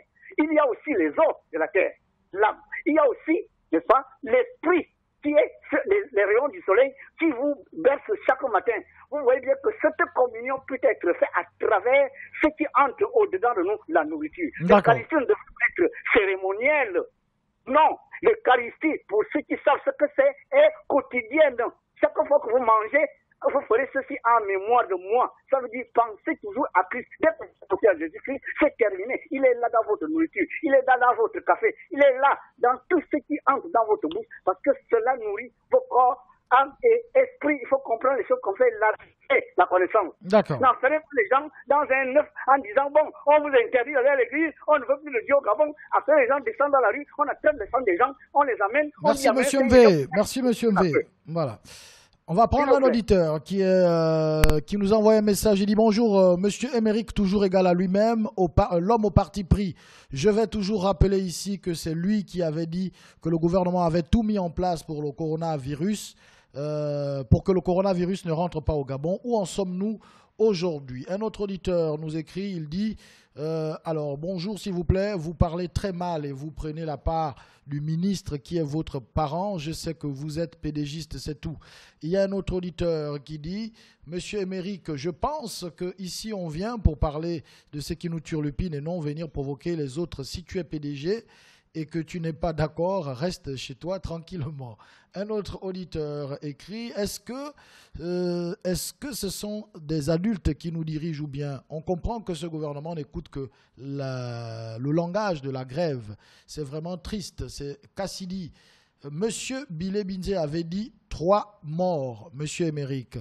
Un autre auditeur nous écrits. Il dit Émeric, pour tes fausses déclarations à l'encontre de l'Église, attention, tu peux attirer la colère de Dieu sur toi. Cite-moi un cas mort de Covid-19. Un autre auditeur dit je vous le dis en vérité, Ali Bongo ne doit rien à la population gabonaise, mais à la France. On va prendre d'abord ce message également, cet extrait, n'est-ce pas, de la publication sur sa page Facebook du président Ali Bongo Ondimba. Il disait « Ma ligne d'action est claire, priorité est donnée à la protection sanitaire des populations afin que le maximum de vies soit épargné. Puis, au retour progressif au cours normal de nos vies en privilégiant les activités économiques et sociales les plus essentielles. » Voilà, c'était le président de la République. On va prendre peut-être le dernier auditeur de cette émission. Allô? Oui, monsieur Patrick. Enfin une dame, on vous écoute. C'est pas enfin, c'est toujours la princesse qui revient. Ah d'accord, la princesse, voilà. On vous écoute. Je sais que ça, vous êtes très... ça vous manque d'écouter les voix des femmes de plus matin. Justement, on entend que la voix rock des hommes. Mes soeurs vont appeler, c'est juste que c'est pas facile. D'accord. C'est vraiment pas facile. J'ai réussi à avoir la ligne 4 fois, mais vous n'avez pas répondu en fait. Alors qu'est-ce qui vous turlupine maintenant? Bon, c'est toujours les mêmes problèmes là. Vraiment, monsieur Patrick, le gouvernement en face là, je pense qu'il ressemble à la tête de Médisa. Hein. Vraiment, avec plusieurs serpents dessus. Parce que moi, je ne peux pas comprendre comment on va demander à un Gabonais, du moins aux Gabonais, qui n'arrivent plus à joindre les deux bouts depuis cette crise-là, de donner 5 000 francs pour passer un test que eux-mêmes nous imposent même. Parce qu'on ne peut pas dire que non, c'est... Nous, on n'a pas choisi de faire ça. Ils nous imposent de faire ce test-là. Parce que si ça ne dépendait que de nous, monsieur Patrick, moi, franchement, j'allais vivre comme ça. Corona ou pas Corona, j'allais vivre comme ça. Si j'ai le Corona, je vais à l'hôpital, ils me traitent et puis c'est tout. Parce que là, vraiment, c'est une imposition qui... Et là, maintenant, ils exigent aux gens de faire de donner de l'argent pour acheter le matériel que eux-mêmes... Non, mais attends, là, on va où? Parce que moi, je sais pas, nos enfants qui sont arrivés pour passer les vacances ici à Libreville, ils vont faire comment pour repartir à l'intérieur du pays si les parents n'arrivent pas à payer ces tests-là? Ils vont rester ici à Libreville, ils vont faire l'année blanche. On va les bloquer parce que, bon, ils n'ont pas de test, ils ne repartent pas chez eux pour reprendre les cours. Mais vraiment, monsieur Patrick, c'est vraiment c'est compliqué. Vraiment, s'ils sont à bout, comme dit mon papa V, s'ils partent et qu'ils nous laissent tranquilles, nous-mêmes, nous allons gérer notre pays. Avec la grâce de Dieu, tout ira bien. Parce que vraiment, c'est incroyable, monsieur Patrick. On ne sait pas là où on est en train de partir, là. Si on revient à quelques mois, quand je vous disais que moi, franchement, la nomination de cette femme-là à la tête du gouvernement, là, c'était que, bon, c'était vraiment, c'était du n'importe quoi. D'accord. Aujourd'hui, on est où? On est où aujourd'hui, monsieur Patrick? Et on doit faire le bilan de cette dame-là à la tête de ce gouvernement. On pourra faire le bilan demain, justement, puisque nous sommes arrivés au terme de l'émission. Merci à madame la princesse de l'Éternel. Merci à tous les auditeurs qui nous ont appelés. Je suis Patrick. Et en ce moment, c'est un prénom très célèbre parce qu'on a Jean-Patrick Ibaba, on a Guy Patrick Obiang. C'est l'année des Patrick. On va saluer également tous nos auditeurs fidèles qui n'ont pas pu nous appeler, ceux qui nous ont envoyé des messages qu'on n'a pas pu lire ici. Voilà, vous savez, c'est compliqué. On essaie de faire avec ce qu'on peut faire avec, bien sûr, dans l'espace temporel qui nous est consacré. C'est 1h50. Demain, on sera encore là, s'il vous plaît. Vous pourrez, bien sûr, nous renvoyer les mêmes messages. Voilà, il y a autre chose. Oui, il y a le technique, il y avait le Big C qui assurait de main de maître. N'oubliez pas, la rediffusion de cette émission, c'est ce soir à partir de 20h29 seulement. Voilà, vous nous appelez demain à partir de 11h00 pour parler de ce sujet si vous sentez que ce sujet vous a intéressé. Demain est un autre jour. Au revoir et portez-vous bien.